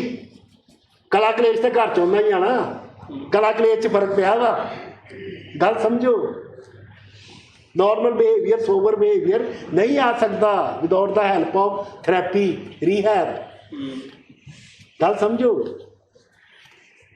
हाँ, आप खुद बताओ, जब जो जसवीर सर कह रहे हैं कि अगर इन बीमारियों का इलाज, दवाइयाँ हैं, रिहैब है, फॉलो अप है, फैमिली ट्रेनिंग है, तो हम आपको इलाज ही बता रहे हैं ना। तो आप जिस तरह से बाकी बीमारियों का इलाज अपनाते हो, पैसे की बात नहीं है, पैसे कई बार दूसरी बीमारियों के लिए भी नहीं होते, मगर हम इकट्ठे करते हैं। बात पैसों की नहीं है, बात मानने की है कि ये बीमारी है और मौत के पास हमारा पेशेंट खड़ा है। तो हम क्या गलत बोलते हैं? अब आप उसको इस तरह से ले जाओ कि पैसे कमाने के लिए करें, ये इलाज है बस। आप गरीब हो, आप अमीर हो, आप हाई क्लास हो, लो क्लास हो, आप एजुकेटेड हो, आप अनएजुकेटेड हो, ये एक साइंस ने तरीका बनाया है कि भाई इस तरीके से इलाज होगा।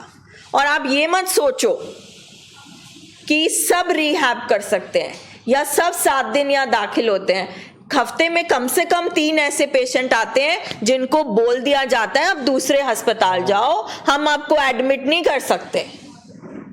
और बहुत सारे ऐसे पेशेंट्स हैं जिनको रिहैब नहीं भेज सकते, और बहुत सारे ऐसे पेशेंट हैं जो दवाई पे सिर्फ जिंदा हैं, और बहुत सारे पेशेंट हैं जिनका अब इलाज नहीं हो सकता। एक बहुत स्कूल की एक प्रिंसिपल रिटायर हुई है अभी पीछे रिसेंटली, वो हमारे पास इलाज के लिए आई। वो बाइपोलर डिसऑर्डर की पेशेंट है, कोई नशा नहीं है उसमें, मगर क्योंकि उसका 20 साल इलाज नहीं हुआ, अब वो एक ऐसी स्टेज पे पहुंच गई है जिस पे कोई दवाई नहीं असर कर रही थी। अब बस उसके पास एक केयर टेकर है, क्योंकि सब अपनी अपनी लाइफ में बिजी हैं, उसके पास एक नौकरानी है और वो है, और उसको एक बंद कमरे में बंद कर दिया गया है। क्योंकि जब उसे एपिसोड आते हैं, जब मेनिया होता है, जब डिप्रेशन होता है, तो बहुत वो नुकसान कर सकती है, अपने आप को हार्म कर सकती है, किसी को हार्म कर सकती है। सो आप इनको मजाक मत समझो जब हम बार बार आपको काउंसिल करते हैं। जब हम देखते हैं, हम अपनी आंखों से देखते हैं, सुनते हैं, समझते हैं कि बीमारी, कई फैमिली सिर्फ पैसे का बहाना बनाती है। पैसे की तंगी हर नशे वाले घर में हो ही जाती है, मगर ये आप पे डिपेंड करता है कि किस कारण से आप नो कर रहे हैं।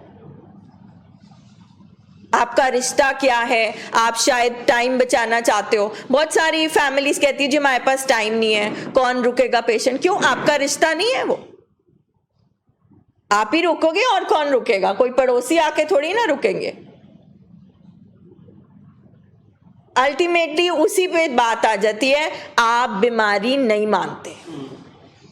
आप चेयर्स पे बैठ बैठ के, हॉस्पिटल में बैठ बैठ के भी, सुन सुन के भी बीमारी नहीं मानते। तो पेशेंट से ज्यादा फैमिलीज बीमार हैं, अपने अहंकार को लेकर, अपनी अटैचमेंट को लेकर, अपनी चाहतों को लेकर, अपने ड्रीम्स को लेकर। इतनी छोटी छोटी बात पे छुट्टी लेती हैं कि भाई घर में मुंडन है, पेशेंट को वहां होना चाहिए, पेशेंट चाहे मर जाए। और बहुत बार होता है वो पेशेंट ना जहां जाना होता है वहां नहीं पहुंचता, वो रास्ते में ही ओवरडोज कर लेता है। तो जब एक डॉक्टर बोल रहा होता है ना, क्योंकि डॉक्टर मरीज को पहचानता है। मुझे अभी भी याद है, काफी साल हो गए, सर ने एक बार डॉक्टर भाटिया ने एक मदर के पांव पकड़ लिए थे लिटरली, प्लीज आज मत लेकर जाओ इसको। अब नहीं सर ऐसे करते, क्योंकि वो भी इंसान है, जब फैमिली सुनती नहीं है। मगर मुझे याद है कि उस लेडी ने ऐसे करके ना टांग, हटो मेरा बेटा, मैं जहां मर्जी लेकर जाऊं। 3 घंटे के अंदर उसकी डेथ की न्यूज आई थी। और सर ने ये भी बोला था कि मैं चार्ज भी नहीं करूंगा, आज मत लेके जाओ बस। क्योंकि उसको विड्रॉल जा रहे थे, उस बेचारे को तलब हो रही थी, उसने करना ही था जाकर। वो बात कहां पे आई? वो मानी नहीं कि ये बीमार है, वो रही इधर, मगर फिर भी नहीं माना उसने बीमार। पर जब हम ये ऐसी बातें शेयर करते हैं ना, तो फैमिली जो सुन रही होती है, नहीं नहीं हमारा पेशेंट इतना बीमार नहीं है, हम इतने नहीं है। एक ना अही बोलन डे, एक ये भी बोलन डे है। दोवां चों एक जना चुप होएगा तो गल बनेगी। एक अही बोलते पे हैं, एक तुहाडा अंदर भी बोलन डया। जिद्दन तुहाडा अंदर चुप करूगा ना, उदन साडी गल कई सुनेगी। गल समझते पे जी? जब तक तुहाडा अंदरों बोलना नहीं ना बंद होगा, तब तक साडी गल तुहाडे अंदर नहीं जाती। इधर 2 आवाज़ है, एक पेशेंट की भी आवाज़ आ रही होती है, एक पेशेंट की आवाज़, एक फैमिली की आवाज़। हाँ जी अमृत जी, अभी करते हैं आपसे बात। ਕਰਦੇ ਅਮਰਤ ਕਰਦੇ ਆਪਾਂ ਸਵੇਰ ਵਾਲਾ ਮੁੱਦਾ ਕਈ ਜਣੇ ਸੌਈ ਜਾਂਦੇ ਜੇ ਨਹੀਂ ਕੋਈ ਕਈ ਜਣੇ ਕੁਰਸੀਆਂ ਖਿਸਕਾਈ ਜਾਂਦੇ, ਸਭ ਬੋਰਿੰਗ ਲੈਕਚਰ ਸਮਝਦੇ ਪਏ ਨੇ। ਕੋਈ ਗੱਲ ਨਹੀਂ, ਏਦਾਂ ਇਹੋ ਗੱਲ ਤੇ ਮੈਂ ਕਹੀ ਆ। ਦੇਖੋ ਤੁਸੀਂ ਇੱਕ ਜੀਨੀਅਸ ਬੰਦੇ ਦੁਨੀਆ ਦੇ, ਤੁਹਾਡੀ ਬੇਟੀ ਹੈ ਬੈਠੀ ਹੈ ਇੱਧਰ ਵੀ, ਸ਼ਾਇਦ ਤੁਹਾਡੇ ਕੋਈ ਰਿਲੇਟਿਵ ਬੈਠੇ ਹੋਣਗੇ, ਆਈ ਥਿੰਕ ਸੋ। ਮੈਂ ਦੇਖਿਆ ਨਹੀਂ ਤੁਹਾਨੂੰ ਕਦੇ ਵੀ ਜ਼ਿੰਦਗੀ, ਕਿਉਂਕਿ ਵੱਡੇ ਵੱਡੇ ਡਾਕਟਰਸ ਇੱਧਰ ਵੀ ਬੈਠੇ ਆਣਗੇ, ਪਰ ਇੱਥੇ ਨਾ ਮੈਂ ਕਲੈਪ ਕਰਦਾ ਪਿਆ ਤੇ ਕਿਸੇ ਦਾ ਹਾਸਾ ਨਹੀਂ ਨਿਕਲਦਾ ਪਿਆ, ਤੇ ਜਦੋਂ ਇਹ ਹਾਸਾ ਪਾਦੇ ਪਏ ਤੇ ਮੇਰਾ ਹਾਸਾ ਨਿਕਲ ਆ ਗਿਆ। ਕੋਈ ਗੱਲ ਸੌਈ ਜਾਂਦੇ ਸਰ, ਸੌਈ ਜਾਂਦੇ ਤਾਂ ਡਾਇਰੈਕਟਰ ਸੌਈ ਜਾਂਦੇ। ਇਹ ਦਿਮਾਗੀ ਬਿਮਾਰੀਆਂ ਦਾ ਹਸਪਤਾਲ ਹੈ, ਗੱਲ ਸਮਝੋ। ਇੱਥੇ ਕੋਈ ਵੀ ਕੁਝ ਵੀ ਕਰ ਸਕਦਾ, ਮਾਫ ਹੈ ਸਾਰਿਆਂ ਨੂੰ। ਸਰ ਤੁਸੀਂ ਮੈਨੂੰ 5 ਮਿੰਟ ਬੋਲਣ ਦਾ ਮੌਕਾ ਦਿਓ, ਮੈਂ ਸਾਰਿਆਂ ਦੀਆਂ ਸਾਹ ਅੱਖੀਆਂ ਦੂਰੀਆਂ ਕਰ ਰਹੀਆਂ। हमें पता है, इसलिए नहीं बुला रहे। ਕਹਿੰਦੇ ਹੁੰਦੇ ਨਾ ਲੋਕੀ, ਕਹਿੰਦੇ ਹੁੰਦੇ ਜੱਗ ਬੀਤੀ ਸੁਣਾ, ਮੈਂ ਹੱਡ ਬੀਤੀ ਸੁਣਾਉਂਗਾ, ਤੁਸੀਂ ਹਾਸਾ ਬੱਕੀਆਂ ਦੂਰੀਆਂ ਹੋ। ਅਮਰਤ ਜੀ ਤੁਹਾਡੀ ਗੱਲ ਠੀਕ ਆ, ਪਹਿਲਾਂ ਰਵਾ ਤੇ ਲਈਏ ਇਹਨਾਂ ਨੂੰ। ਸਰ ਇਹਨਾਂ ਜੇ ਰੋਣਗੇ ਤਾਂ ਫੇਰ ਹਾਸਾ ਠੀਕ ਰਹੂਗਾ, ਇਹ ਰੋਣ ਤੋਂ ਬਗੈਰ ਹਾਸਾ ਨਹੀਂ ਹੋਣਾ, ਇਹ ਝੂਠਾ ਹਾਸਾ ਹੋਊਗਾ। ਮੈਂ ਤੁਹਾਨੂੰ ਰੋਣ ਦੱਸਦਾ, ਵਾਲੀ ਸਿਸਟਰ ਹੈਗੀ ਆ, ਉਹ ਆਈ ਆ ਸ਼ਾਇਦ ਕਿਤੇ ਪਤਾ ਨਹੀਂ ਇੰਡੀਆ ਤੋਂ ਜਾਂ ਅਬਰੋਡ ਤੋਂ ਆਈ ਆ, ਉਹਦੀਆਂ ਅੱਖਾਂ ਦੇ ਅੰਦਰ ਬਹੁਤ ਜ਼ਿਆਦਾ ਗਲੇਡੂ ਭਰੇ ਹੋਏ, ਆਈ ਥਿੰਕ ਸੋ ਇੱਥੇ ਨਹੀਂ। ਹਾਂਜੀ ਕੋਈ ਗੱਲ ਆਈ ਥਿੰਕ ਸੋ ਇੱਥੇ ਨਹੀਂ ਬੈਠੀ। ਕੋਈ ਗੱਲ। ਉਹਦੀਆਂ ਜਿਹੜੀਆਂ ਚੀਕਾਂ ਨਾ ਉਹ ਮੈਨੂੰ ਖਿੱਚ ਕੇ ਲਿਆਉਂਦੀਆਂ ਕਿ ਮੈਂ ਇੱਥੇ ਉਹਨੂੰ ਬਿਠਾਵਾਂ, ਔਰ ਉਹ ਬਹਿਣਾ ਨਹੀਂ ਚਾਹੁੰਦੀ। ਤੁਹਾਡੇ ਮਦਰ ਵੀ ਹੈਗੇ ਇੱਥੇ, ਆਹ ਵੇਖੋ ਜੀ ਮੇਰੇ ਮਦਰ। ਹਾਂ ਇਹਨਾਂ ਦੀ ਗੱਲ ਸੁਣੋ, ਇਹਨਾਂ ਦੇ ਗਲੇਡੂ ਵੇਖੋ, ਇਹ ਗਲੇਡੂ ਮੈਂ ਟਰਾਈ ਕਰਦਾ, ਹਾਂ ਇਹਨਾਂ ਨੂੰ ਉੱਚੀ ਸੁਣਦਾ ਵਾ। ਕੋਈ ਗੱਲ ਨਹੀਂ, ਆਪਣੇ ਮਦਰ ਨਾਲ ਗੱਲ ਕਰੋ, ਉਹਨਾਂ ਨਾਲ ਦੁੱਖ ਸੁੱਖ ਸਾਂਝਾ ਕਰੋ, ਹਾਂ ਜਿੱਥੋਂ ਸਾਨੂੰ ਕੁਝ ਮਿਲਣਾ ਵਾ। ਮੰਮੀ ਮੇਰੀ ਗੱਲ ਧਿਆਨ ਨਾਲ ਸੁਣੋ। ਹਾਂ ਸੁਣਦੀ ਪਈ ਆ? ਹਾਂ ਤੁਸੀਂ ਸੁਣੀ ਜਾਣਾ, ਮੈਂ ਬੋਲਣਾ ਵਾ ਹੁਣ। ਸਰ ਮੇਰਾ ਨਾਮ ਅੰਮ੍ਰਿਤਪਾਲ ਸਿੰਘ ਖਿੰਡਾ। ਅੰਮ੍ਰਿਤਪਾਲ ਜਿਹੜਾ ਐੜਾ ਅੱਖਰ ਹੈ ਨਾ, ਉਹ ਗੁਰੂ ਗ੍ਰੰਥ ਸਾਹਿਬ ਤੋਂ ਸ਼ੁਰੂਆਤ ਹੋਇਆ, ਬਾਬੇ ਬੁੱਢੇ ਸਾਹਿਬ ਰਵਿਦਾਸ ਤੋਂ, ਫਿਰ ਐੜਾ ਨਾਂ ਨਿਕਲਿਆ ਅੰਮ੍ਰਿਤਪਾਲ ਸਿੰਘ ਖਿੰਡਾ। ਫਿਰ ਇੱਕ ਮਾਮੇ ਦਾ ਮੁੰਡਾ ਜੰਮਿਆ ਜੀ ਦੁਰਯੋਧਨ, ਕਹਿੰਦਾ ਜੀ ਇਹ ਸਾਬਾ ਸੋਹਣਾ ਬੜਾ ਹੋਇਆ, ਕਹਿੰਦਾ ਸਾਬਾ ਰੱਖਣਾ ਵਾ, ਉਹ ਸਾਬਾ ऐसा ना रखा, वो साबा मेंटल हो गया। अमृत आपके पास डायरी है? मैडम मेरे को कोई डायरी नहीं है। अभी मैं आपको डायरी प्रोवाइड कराओ। आप नर्सिंग स्टेशन से लिखो दो, सारा, हुने फिर जरा आप लिखो, सारे फिर discuss हम करें। पढ़ेंगे। एक मीटिंग हम आपके लिए स्पेशल करेंगे, है ना? जाओ उन्होंने कलम को लो, जाओ, कापी इनसे पेन डायरी, लो, कॉपी कापी पेन पेन लो, लिखो सारा, ताड़ा सारा डिस्कस करांगे आप। इस टाइम जो एक दिमाग की स्पीड होती है ना, जैसे हमारे अंदर सैचुरेशन लेवल होता है, ब्लड प्रेशर का लेवल होता है, उसी तरह दिमाग के केमिकल्स का भी लेवल होता है और स्पीड पे दिमाग चलता है। इस टाइम हमसे पता नहीं 10-12 गुना इनका दिमाग चल रहा है। आप तकलीफ, इंग्लिश छोड़ो, आप तकलीफ देखो इसकी, वो रियलिटी से कटा हुआ है। आप उसकी मदर देखो, अगर आपको अपने पेशेंट में मरीज़ नहीं दिख रहा ना अपने रिश्ते में, तो आप दिमागी मरीज़ का सामने देखो। आप सोचो कैसे वो कितना बीमार है कि वो अपनी रियलिटी से ही कटा हुआ है। इस हाल में चाहे एक नशे वाला पर्सन हो या दूसरी दिमागी बीमारी वाला, उसका घर रुल रहा है, उसकी मदर को देखो, उसका एज देखो। जब भी मैं वहाँ से क्रॉस करती हूँ, वो कुर्सी पे बैठी है, मेरा बेटा ठीक हो जाएगा ना, मेरा, वो बस एक सेंटेंस बोलती है। क्या क्या ये दिमागी बीमारी क्या कर देती है घर। और ਇਹਦੇ ਵਿੱਚ ਦੇਖਿਓ, ਜਦੋਂ ਇਹ ਨਾਰਮਲ ਹੋਏਗਾ ਨਾ, ਇਹਨੂੰ ਚੇਤਾ ਹੀ ਭੁੱਲ ਜਾਣਾ, ਦੇਖਣਾ ਮੈਂ ਤੇ ਬੋਲਿਆ ਨਹੀਂ, ਦੇਖਣਾ ਮੈਂ ਨਹੀਂ ਬੋਲਿਆ, इसको याद ही नहीं रहना, ਯਾਦ ਹੀ ਨਹੀਂ ਰਹਿਣਾ। ਜਿਸ ਤਰ੍ਹਾਂ ਸਾਡੇ ਮਰੀਜ਼ ਨੂੰ ਨਹੀਂ ਯਾਦ ਰਹਿੰਦਾ, ਇਸ ਤਰ੍ਹਾਂ ਇਹਨੂੰ ਨਹੀਂ ਯਾਦ ਰਹਿਣਾ। ਇਹਦਾ ਮਤਲਬ ਕਿ ਉਹ ਬਿਮਾਰੀ ਤੋਂ ਪੀੜਤ ਹੈ, ਉਹ ਬਿਮਾਰੀ ਦੇ ਪ੍ਰਭਾਵ ਹੇਠ ਸਾਰੀ ਗੱਲ ਕਰਦਾ ਪਿਆ। ਇਹੋ ਚੀਜ਼ ਤੁਸੀਂ ਆਪਣੇ ਬੰਦੇ ਨਾਲ ਰਿਲੇਟ ਕਰਕੇ ਵੇਖੋ। ਸਾਡੇ ਬੰਦੇ 'ਚ ਤੇ ਅੰਮ੍ਰਿਤਪਾਲ 'ਚ ਕੋਈ ਬਹੁਤਾ ਫਰਕ ਨਹੀਂ ਹੈਗਾ, ਕੋਈ ਬਹੁਤਾ ਫਰਕ ਹੈਗਾ ਜੀ। वो बाप है मगर बच्चे को महसूस नहीं कर सकता, वो हस्बैंड है मगर वाइफ को महसूस नहीं कर सकता, माँ 24 घंटे साथ में बैठी है, वो माँ को महसूस नहीं कर सकता। ये कोई लाइफ है? सेम नशे वाले पर्सन का होता है। हम और फैमिलीज़ का भी सेम हाल है। हमारा जो पेशेंट है वो हमारा हस्बैंड है तो हमें हस्बैंड महसूस नहीं हो रहा, हमारा बच्चा है तो हमें बच्चा महसूस नहीं हो रहा। जब ये महसूस करने की बात आती है तो वो जो आप इतनी लंबी लिस्ट तैयार करी है, यूके भेजने की, शादी करने की, कनाडा की, किस चीज़ के सपने हैं? जब आप रियलिटी नहीं एक्सेप्ट कर रहे, आप सपने पूरा करना चाह रहे हो, रियलिटी में आप हो ही नहीं, तो फिर पेशेंट से ज़्यादा हम बीमार नहीं हुए? वो तो दिमागी तौर पे बीमार है, हम तो सच्चाई सामने है, हमने आंखें बंद करी हैं। कब तक आंखें बंद करके रखेंगे? कोई बड़ा सदमा किसकी वेट कर रहे हैं? जैसे हमने कभी नहीं सोचा था कि ये बीमारी हमारे घर में आएगी, तो हम ये अभी भी हम ऐसा ही कर रहे हैं कि अगर इसकी फर्स्ट स्टेज है तो सेकंड आएगी, सेकंड है तो थर्ड आएगी। ये बात तो हमें माननी पड़ेगी ना, एक्सेप्ट करनी पड़ेगी। और ये पूरी उम्र की तैयारी हो रही है, ये तैयारी हो रही है, ये प्रेपरेशन प्रोग्राम है, तैयारी हो रही है। इसमें जो जितना तैयार होगा, प्रैक्टिस करेगा, वो उतना रिकवरी में जाएगा। चाहे आपके दिमाग में कोई भी सवाल अरे अच्छा हम तो दुनिया से टूट जाएंगे, हम सोसाइटी में कैसे रहेंगे, हम पैसे कैसे कमाएंगे, हाँ साधन निकालने पड़ेंगे मगर दायरे में। जैसे आंखें खराब हो तो आपका बच्चा पायलट नहीं बन सकता, तो कुछ और बनाओगे ना, कुछ और चीज़ें होंगी उसके लिए। बेशक आपका बचपन का उसका और आपका सपना था कि मैं अपने बच्चे को पायलट बनाऊंगी, मगर हो गई आंखें खराब, अब तो वह हवाई जहाज़ नहीं उड़ा सकता, तो आप कुछ और नहीं करोगे उसके लिए। उसी तरह से हमारे पेशेंट्स को और हमें एक दायरे में ज़िंदगी जीनी होती है। जो चीज़ उसको नुकसान पहुंचाएगी हम क्यों करेंगे? फिर वही एक्सेप्टेंस की बात आ जाती है।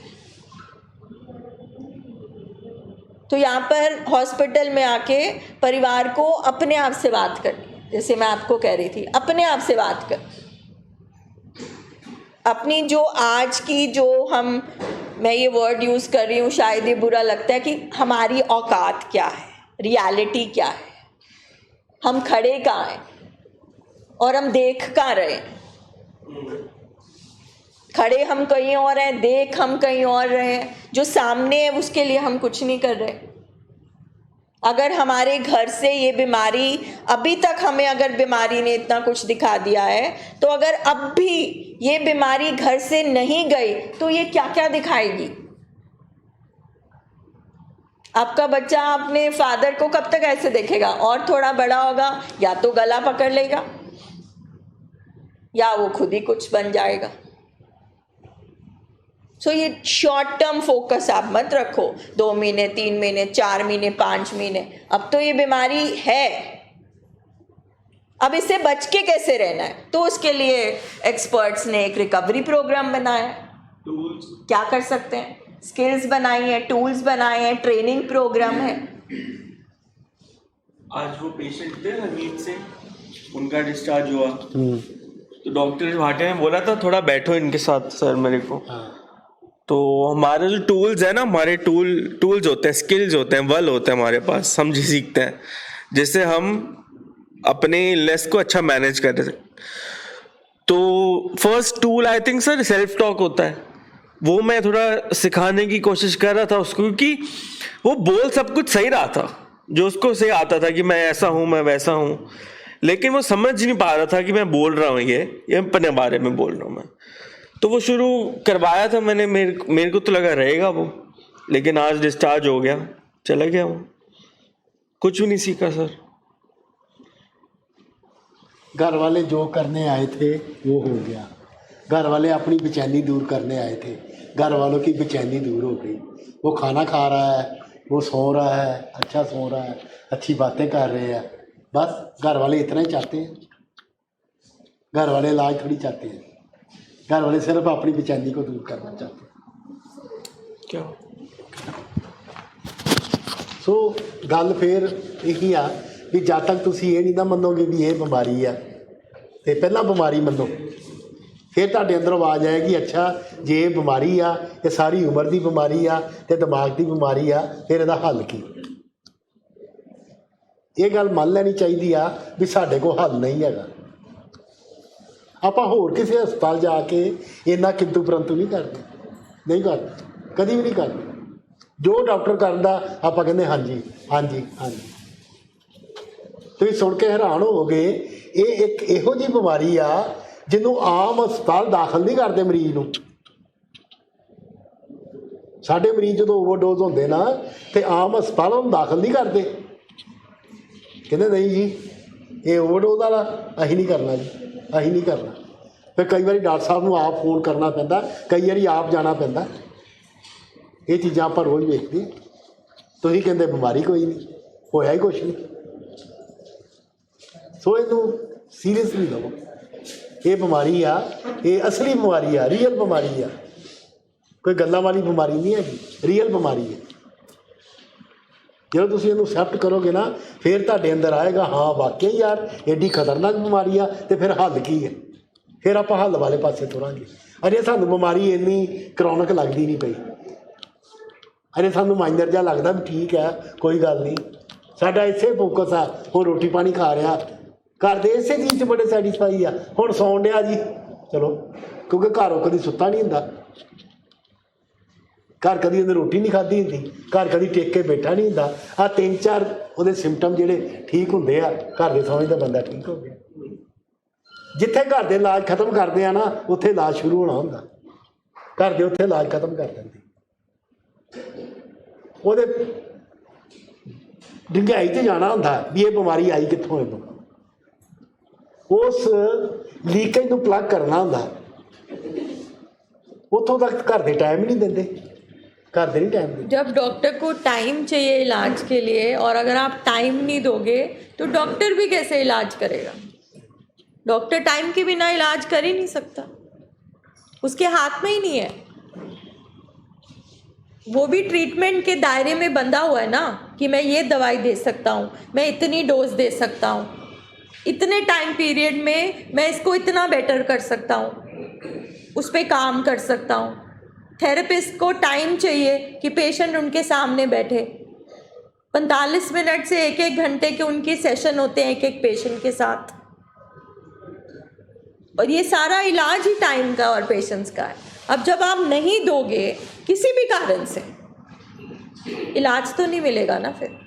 क्योंकि जब तुम टाइम नहीं दोगे तो जड़ तक कितना पहुँचेंगे भी जड़ कितने बीमारी की रूट काज की है, ਉੱਥੋਂ ਤੱਕ ਪਹੁੰਚਣਾ ਪਏਗਾ। ਐਂਡ ਬਾਕੀ ਦੂਜੇ ਹਸਪਤਾਲਾਂ ਦੇ ਵਿੱਚ ਤੇ ਚਲੋ ਫੈਮਿਲੀ ਵਗੈਰ ਸਰ ਜਾਂਦਾ ਹੋਏਗਾ ਵੀ ਤੁਸੀਂ ਹਾਰਟ ਦੇ ਹਸਪਤਾਲ ਜਾਂਦੇ ਜੇ, ਉਹ ਡਾਇਗਨੋਸ ਕਰਦੇ ਆ, ਟੈਸਟ ਕਰਦੇ ਆ, ਕਹਿੰਦੇ ਸਰਜਰੀ ਹੋਣੀ, ਤੁਸੀਂ ਪੈਸੇ ਜਮ੍ਹਾਂ ਕਰਾਉਂਦੇ ਜੇ, ਤੁਹਾਨੂੰ ਬਾਹਰ ਭਾ ਦਿੰਦੇ ਆ ਤੇ ਆਪਰੇਸ਼ਨ ਅੰਦਰ ਚੱਲਦਾ ਰਹਿੰਦਾ। ਫਿਰ ਤੁਹਾਨੂੰ ਕਹਿੰਦੇ ਲੈ ਜਾਓ ਜੀ ਬੰਦਾ, ਹੁਣ ਇਹਨੂੰ ICU 'ਚ ਰੱਖੋ, ਫਿਰ ਇਹਨੂੰ ਕੋਮਾ ਰੂਮ 'ਚ ਭੇਜ ਦਿਓ, ਫਿਰ ਇਹਨੂੰ ਮਿਲ ਲਓ। ਪਰ ਇੱਥੇ ਪਹਿਲੇ ਦਿਨ ਤੋਂ ਫੈਮਿਲੀ ਇਨਵੋਲਵ ਹੈ, ਪੇਸ਼ੈਂਟ ਘੱਟ ਇਨਵੋਲਵ ਹੈ, ਫੈਮਿਲੀ ਜ਼ਿਆਦਾ ਇਨਵੋਲਵ ਹੈ। ਇਹ ਇੱਕ ਦੁਨੀਆ ਦਾ ਵਾਹਿਦ ਇਲਾਜ ਇਹੋ ਜਿਹਾ ਜਿਹਦੇ ਵਿੱਚ 80% ਯੋਗਦਾਨ ਫੈਮਿਲੀ ਦਾ ਵਾ। ਜੇ ਫੈਮਿਲੀ ਨਹੀਂ ਸਾਥ ਦੇਗੀ ਡਾਕਟਰ ਵੀ ਕੁਛ ਨਹੀਂ ਕਰ ਸਕਦਾ। ਡਾਕਟਰ ਵੀ ਪੇਸ਼ੈਂਟ ਦੀ ਤਾਂ ਹੀ ਹੈਲਪ ਕਰ ਸਕਦਾ ਜੇ ਫੈਮਿਲੀ ਤਿਆਰ ਹੋਏਗੀ। ਮੈਂ ਦੇਖਦਾ ਫੈਮਲੀਆਂ ਇਲਾਜ ਹੀ ਨਹੀਂ ਕਰਨ ਦਿੰਦੀਆਂ, ਇਲਾਜ ਹੀ ਨਹੀਂ ਕਰਨ ਦਿੰਦੀਆਂ, ਵਿੱਚੋਂ ਉਠਾ ਦਿੰਦੀਆਂ, ਕੋਈ ਗੱਲ ਨਹੀਂ ਠੀਕ ਹੈ ਸਰ, ਅੱਛਾ ਠੀਕ ਹੈ। ਚਲੋ ਫਿਰ ਆਪਾਂ ਵੀ ਕਹੀਦਾ ਚਲੋ ठीक है। कितना कि तुसी किसी ने कह सकते? सर एक तो हो गया एक्सेप्टेंस, एक होता है सरेंडर। सरेंडर कैसे करें? एक्सेप्ट कर लिया, सरेंडर कैसे करें कि हम हर बार अपनी डिनाइल तोड़ के डॉक्टर की बात। मुझे ऐसे लगता है जो एक्सेप्टेंस आ जाती ना सरेंडर नाल ही आ जाता, क्योंकि एक्सेप्टेंस के नाल जिहड़ा बीमारी दे डरावने सिम्पटम आ ना वो सामने आ जाते सारे। घरां विच की होया, असीं कदी सुत्ते घर, कभी इकट्ठे बह के रोटी खाधी है, किते बैठे हाँ TV लाया वा, हमेशा साढ़े घर एक डर का माहौल बनया रहिंदा, पता नहीं किहड़े वेले की हो जाना, पता नहीं किहड़े वेले की हो जाना। जे तुहानूं एक्सेप्टेंस आंदी आ फिर तुहानूं सरेंडर भी आ जाएगी, ठीक है जी, ठीक है आपां नहीं कर सकते, दसो इहदा इलाज की है, फिर एक्शन आना, ये तिन्ने चीज़ां नाल नाल ही जुड़ियां होईयां तो ना, ये तिन्ने चीज़ां नाल नाल जुड़ियां। बाकी जे तुहाडे कोल कोई ऑप्शन हैगी आ तां दैट्स ओके, फिर कदी गल, पर यह बीमारी वसा के मारती जो मैं तुहानूं दसदा। हुण तुसीं जिन्ने जो मर्जी कह दिओ, हुण जिन्नी मर्जी तुहाडी डिनाइल स्ट्रोंग है, पर बीमारी ने छुप के इहो ਜਿਹੇ ट्रैप 'ਚ फसा के वार करना वा, तुसीं हक्के बक्के रह जाना भी ये बन की गया। मैं तुहानूं दसदा पिया, तुसीं कभी सोचिया नहीं होना खाबो ख्याल 'ਚ जो बीमारी ने कर देना। तो इहो ਜਿਹੇ तरीके नाल करना वा जिहड़ा तरीका तुहानूं लगेगा भी ये सब तो वधिया तरीका है। साडा बच्चा धार्मिक बन गया। साडा भी एक यार सी, साडे नाल नशे करदा हुंदा सी, कुक्कू ना ही ओहदा, मैं बड़ी वारी शेयर कीता। ਤੇ ਚਲੋ ਉਹਨੇ ਗੁਰਦੁਆਰੇ ਜਾਣਾ ਸ਼ੁਰੂ ਕਰਤਾ, ਗੁਰੂ ਵਾਲਾ ਬਣ ਗਿਆ, ਸੋਨੇ ਦਾ ਕੰਮ ਕਰਦਾ ਸੀ, ਬੜਾ ਤਗੜਾ ਕਾਰੀਗਰ ਸੀ। ਉਹ ਹਿਸਾਬ ਲਾ ਵੀ ਤੁਸੀਂ 87-88 ਦੇ ਵਿੱਚ 2000 ਰੁਪਏ ਰੋਜ਼ ਦਾ ਕੰਮ ਕਰਨਾ ਹੈ, ਇੰਨੀ ਉਹਦੀ ਰੈਪੂਟੇਸ਼ਨ ਸੀ, ਐਡਾ ਤਗੜਾ ਕਾਰੀਗਰ ਸੀ ਉਹ। ਪਰ ਬਿਮਾਰੀ ਲੱਗ ਗਈ ਐਂਡ ਉਹ ਬਾਕੀ ਗੁਰਦੁਆਰੇ ਜਾਣ ਲੱਗ ਪਿਆ। ਉੱਥੇ ਜਾ ਕੇ ਉਹਨੇ ਅੰਮ੍ਰਿਤ ਛਕ ਲਿਆ, ਮੁੜ ਕੇ ਕਦੀ ਕਦੀ ਭੰਗ ਪੀ ਲਿਆ ਕਰੇ। ਦੇਖੋ ਦਿਮਾਗ ਕਿੱਥੇ ਫਸ ਗਿਆ, ਉਹ ਇੰਨਾ ਫਸ ਗਿਆ ਗੁਰਦੁਆਰੇ ਦੇ ਵਿੱਚ, ਧਰਮ 'ਚ ਇੰਨਾ ਫਸ ਗਿਆ, ਇੰਨਾ ਧਾਰਮਿਕ ਹੋ ਗਿਆ, ਉਹਨੇ ਘਰ ਬਾਰ ਹੀ ਛੱਡਤਾ, ਚੋਲਾ ਪਾ ਲਿਆ ਅਤੇ ਘਰ ਬਾਰ ਹੀ ਛੱਡਤਾ, ਬਾਬਾ ਜੀ ਦਾ ਚੇਲਾ ਬਣ ਗਿਆ। ਉਹਦਾ ਪਿਓ ਮਰ ਗਿਆ, ਉਹ ਘਰ ਨਹੀਂ ਆਇਆ, ਉਹਦੀ ਮਾਂ ਮਰ ਗਈ, ਉਹ ਘਰ ਨਹੀਂ ਆਇਆ, ਉਹਦੀ ਭਰਜਾਈ ਮਰ ਗਈ, ਉਹ ਘਰ ਨਹੀਂ ਆਇਆ। ਇਹ ਸ਼ਰਾਬ ਛੱਡੀ ਆ ਤੇ ਸਾਰੀ ਦੁਨੀਆ ਪਤਾ ਕੀ ਕਹਿੰਦੀ, ਜਦੋਂ ਕੁੱਕੂ ਨੇ ਕੁੱਲ ਤਾਰਤੀ, ਗੁਰੂ ਵਾਲਾ ਬਣ ਗਿਆ, ਨਾਮਦਾਨ ਲੈ ਲਿਆ। ਇਹ ਕਿਹਾ ਗਿਆ ਨਾਮਦਾਨ, ਬੰਦਾ ਨੋਰਮਲ ਹੀ ਨਹੀਂ ਰਿਹਾ, ਬੰਦੇ ਨੇ ਘਰ ਬਾਰ ਹੀ ਛੱਡਤਾ ਆਪਣਾ। ਸਿਰਫ ਇਹ ਆ ਵੀ ਨਸ਼ਾ ਛੱਡਣ ਤੋਂ ਬਾਅਦ ਜਿਹੜੀ ਕੈਮੀਕਲ ਚੇਂਜ ਆਈ ਨਾ ਬ੍ਰੇਨ ਦੇ ਵਿੱਚ, ਜਿਹੜੀ ਸ਼ਰਾਬ ਛੱਡਣ ਤੋਂ ਬਾਅਦ ਕੈਮੀਕਲ ਚੇਂਜ ਆਈ, ਉਹਦੇ ਨਾਲ 9-10 ਤਰ੍ਹਾਂ ਦਾ ਬਿਹੇਵੀਅਰ ਆਉਂਦਾ। ਜਿਹੜੇ ਬਿਹੇਵੀਅਰ ਤੁਸੀਂ ਫਸ ਗਏ ਨਾ, ਤੁਸੀਂ ਉੱਥੇ ਹੀ ਰਹਿ ਜਾਣਾ। ਉਹ ਡਿਪਰੈਸ਼ਨ 'ਚ ਫਸ ਗਿਆ, ਉੱਥੇ ਹੀ ਰਹਿ ਗਿਆ। ਅਸੀਂ ਬਾਹਰੋਂ ਇਹ ਵੇਖਦੇ ਰਹੇ ਵੀ ਇਹਨੇ ਸ਼ਰਾਬ ਛੱਡਤੀ ਹੈ ਬਸ, ਪਰ ਉਹਦੇ ਜਿਹੜੇ ਕਰੈਕਟਰ ਫਲਾ ਸੀ ਉਹ ਉਸ ਤਰ੍ਹਾਂ ਦੇ ਉਸ ਤਰ੍ਹਾਂ ਹੀ ਰਹਿ ਗਏ। ਅੜ ਗਿਆ ਬੰਦਾ। ਇਹ ਪਿਛਲਾ 1.5-2 ਸਾਲ ਹੋਏ ਉਹਦੀ ਡੈਥ ਹੋਈ, ਅਤੇ ਲਾਸਟ ਉਹਦਾ ਇਹ ਹਾਲ ਹੋ ਗਿਆ ਵੀ ਉਹ ਆ ਲਾਈਟ ਤੋਂ ਇੰਨਾ ਡਰਦਾ ਸੀ, ਘਰੋਂ ਜਦੋਂ ਬੱਤੀ ਜਗਾਓ ਨਾ ਚੀਕਾਂ ਮਾਰਦਾ, ਜਦੋਂ ਲਾਈਟ ਜਗਾਓ ਨਾ ਉਹ ਚੀਕਾਂ ਮਾਰਦਾ। ਤੇ ਘਰ ਦੇ ਇਸੇ ਚੀਜ਼ 'ਚ ਖੁਸ਼ ਸੀ ਵੀ ਸ਼ਰਾਬ ਨਹੀਂ ਪੀਂਦਾ, ਹੁਣ ਗੁਰੂ ਵਾਲਾ ਬਣ ਗਿਆ। ਸਾਰਾ ਘਰ ਹੀ ਬਰਬਾਦ ਹੋ ਗਿਆ। ਸ਼ਰਾਬ ਛੱਡਣ ਨਾਲ ਸਾਰਾ ਘਰ ਹੀ ਬਰਬਾਦ ਹੋ ਗਿਆ। ਸ਼ਰਾਬ ਛੱਡਣ ਨਾਲ ਤਾਂ ਘਰ ਤਰਨਾ ਚਾਹੀਦਾ ਸੀ, ਘਰ 'ਚ ਲਹਿਰਾਂ ਵਹਿਰਾਂ ਹੋਣੀਆਂ ਚਾਹੀਦੀਆਂ ਸੀ। ਇਹ ਕੀ ਹੋ ਗਿਆ? ਹੋਇਆ ਵੀ ਸਿਰਫ ਸ਼ਰਾਬ ਛੱਡੀ, ਬਿਮਾਰੀ ਦਾ ਇਲਾਜ ਹੀ ਨਹੀਂ ਕਰਾਇਆ, ਦਿਮਾਗ ਦਾ ਇਲਾਜ ਹੀ ਨਹੀਂ ਹੈ। ਕਿਉਂ ਯੂ ਜੀ? ਅਸੀਂ ਇੱਥੇ ਦਿਮਾਗੀ ਇਲਾਜ ਵਾਸਤੇ ਬੈਠੇ ਹਾਂ, ਦਿਮਾਗੀ ਬਿਮਾਰੀ ਦਾ ਇਲਾਜ ਕਰਾ ਰਹੇ ਹਾਂ। ਜਿੰਨੇ ਆਪਾਂ ਸਾਡੇ ਸਟੂਡੈਂਟ ਆ ਨਾ ਦਾਖਲ ਇੱਥੇ, ਮੈਂ ਸਾਰਿਆਂ ਨੂੰ ਮਿਲਿਆ ਵਾਂ, ਸਾਰਿਆਂ ਦੇ ਅੰਦਰ ਕੋਈ ਨਾ ਕੋਈ ਮਾਨਸਿਕ ਬਿਮਾਰੀ ਜ਼ਰੂਰ ਹੈਗੀ। ਤੁਹਾਡੇ ਬੇਟੇ 'ਚ ਵੀ ਹੈਗੀ, ਦੱਸਾਂਗੇ ਤੁਹਾਨੂੰ 2-4 ਦਿਨ ਬਾਅਦ। ਫੈਮਿਲੀ 'ਚ ਵੀ ਉਹ ਬਿਮਾਰੀ ਹੈਗੀ ਆ। ਹੁਣ ਫੈਮਿਲੀ ਤੋਂ ਅਸੀਂ ਐਡੀ ਜਲਦੀ ਦੱਸ ਨਹੀਂ ਸਕਦੇ। ਜਦੋਂ ਫੈਮਿਲੀ ਹਿਸਟਰੀ ਲੈਂਦੇ ਆ, ਫੈਮਿਲੀ ਹਿਸਟਰੀ ਦਾ ਮਤਲਬ ਇਹੀ ਆ ਵੀ ਫੈਮਿਲੀ ਵਿੱਚ ਕੋਈ ਦਿਮਾਗੀ ਬਿਮਾਰੀ ਤਾਂ ਨਹੀਂ ਹੈਗੀ, ਕੋਈ ਨਾਨਕਿਆਂ ਦਾਦਕਿਆਂ 'ਚ ਦਿਮਾਗੀ ਬਿਮਾਰੀ ਤਾਂ ਨਹੀਂ ਹੈਗੀ। ਤੁਸੀਂ ਦੇਖ ਲਓ ਸਾਡੇ ਰਿਸ਼ਤੇਦਾਰਾਂ ਦੇ ਵਿੱਚ ਵੀ, ਸਾਡੇ ਵੱਡਿਆਂ ਵਿੱਚੋਂ ਵੀ ਕੋਈ ਦਿਮਾਗੀ ਬਿਮਾਰੀ ਨਾਲ, ਜਿਹਨੂੰ ਆਪਾਂ ਟੈਨਸ਼ਨ ਕਹਿੰਦੇ ਹਾਂ, ਜ਼ਰੂਰ ਕੋਈ ਪੀੜਤ ਹੋਏਗਾ। ਕਦੀ ਹੋ ਨਹੀਂ ਸਕਦਾ ਨਾ ਹੋਵੇ। ਠੀਕ ਆ, ਸਾਡੀ ਪਕੜ 'ਚ ਆਉਂਦਾ ਜਾਂ ਨਹੀਂ ਆਉਂਦਾ ਗੱਲ ਵੱਖਰੀ ਆ। ਭਾਵੇਂ ਨਸ਼ਾ ਨਾ ਹੀ ਕੀਤਾ ਹੋਵੇ, ਗੱਲ ਨਸ਼ੇ ਦੀ ਨਹੀਂ ਹੈਗੀ। ਗੱਲ ਆ ਵੀ ਨੋਰਮਲ ਜ਼ਿੰਦਗੀ ਨਹੀਂ ਜੀਆ ਹੈਗਾ। ਪਰ ਆਪਾਂ ਇੱਥੋਂ ਤੱਕ ਜਾਂਦੇ ਹੀ ਨਹੀਂ, ਆਪਾਂ ਟਾਈਮ ਹੀ ਨਹੀਂ ਇੰਨਾ ਨੋਟ ਕਰਦੇ। ਆਪਾਂ ਤਾਂ ਸਿਰਫ ਇਹ ਕਰਦੇ, ਇਹ ਆਹ ਕਰਦਾ ਜੀ, ਇਹ ਆਹ ਕਰਦਾ ਜੀ, ਇਹ ਕਰਦਾ, ਉਹ ਕੁਛ ਨਹੀਂ ਕਰਦਾ ਪਿਆ, ਉਹਦੀ ਬਿਮਾਰੀ ਕਰਦੀ ਪਈ। ਆਪਾਂ ਬਿਮਾਰੀ ਨੂੰ ਤੇ ਬੰਦੇ ਨੂੰ ਇਕੱਠੇ ਨੂੰ ਜੋੜਤਾ, ਇਕੱਠਿਆਂ ਕਰਤਾ। ਆਪਾਂ ਬੰਦੇ ਦਾ ਨਾਂ ਹੀ ਭੁੱਲ ਗਏ ਹਾਂ। ਸਾਨੂੰ ਪਤਾ ਕੀ ਚੇਤਾ, ਇਹ ਸਮੈਕੀਆ ਵਾ, ਇਹ ਚਿੱਟਾ ਲਾਂਦਾ, ਇਹ ਫੀਮਚੀ ਆ, ਇਹ ਸ਼ਰਾਬੀ ਆ। ਬਸ ਸਾਨੂੰ ਆਪਣੇ ਬੰਦੇ ਦਾ ਨਾਮ ਹੀ ਭੁੱਲਿਆ। ਐਡੀ ਖਤਰਨਾਕ ਬਿਮਾਰੀ ਹੈ। ਹੋਰ ਕਿਸੇ ਬਿਮਾਰੀ 'ਚ ਨਾਂ ਨਹੀਂ ਭੁੱਲਦਾ ਬੰਦੇ ਦਾ, ਇਸ ਬਿਮਾਰੀ 'ਚ ਬੰਦੇ ਦਾ ਨਾਂ ਭੁੱਲਦਾ। ਇਸ ਬਿਮਾਰੀ ਸਾਨੂੰ ਬੰਦੇ ਨੂੰ ਆਪਣਾ ਬੱਚਾ ਕਹਿਣ ਲੱਗਿਆ ਸ਼ਰਮ ਆਉਂਦੀ ਆ। ਇਹ ਬਿਮਾਰੀ 'ਚ ਕਿਉਂ ਜੀ? ਇਹ ਬਿਮਾਰੀ ਆ, ਮੈਂ ਤੁਹਾਨੂੰ ਦੱਸਦਾ।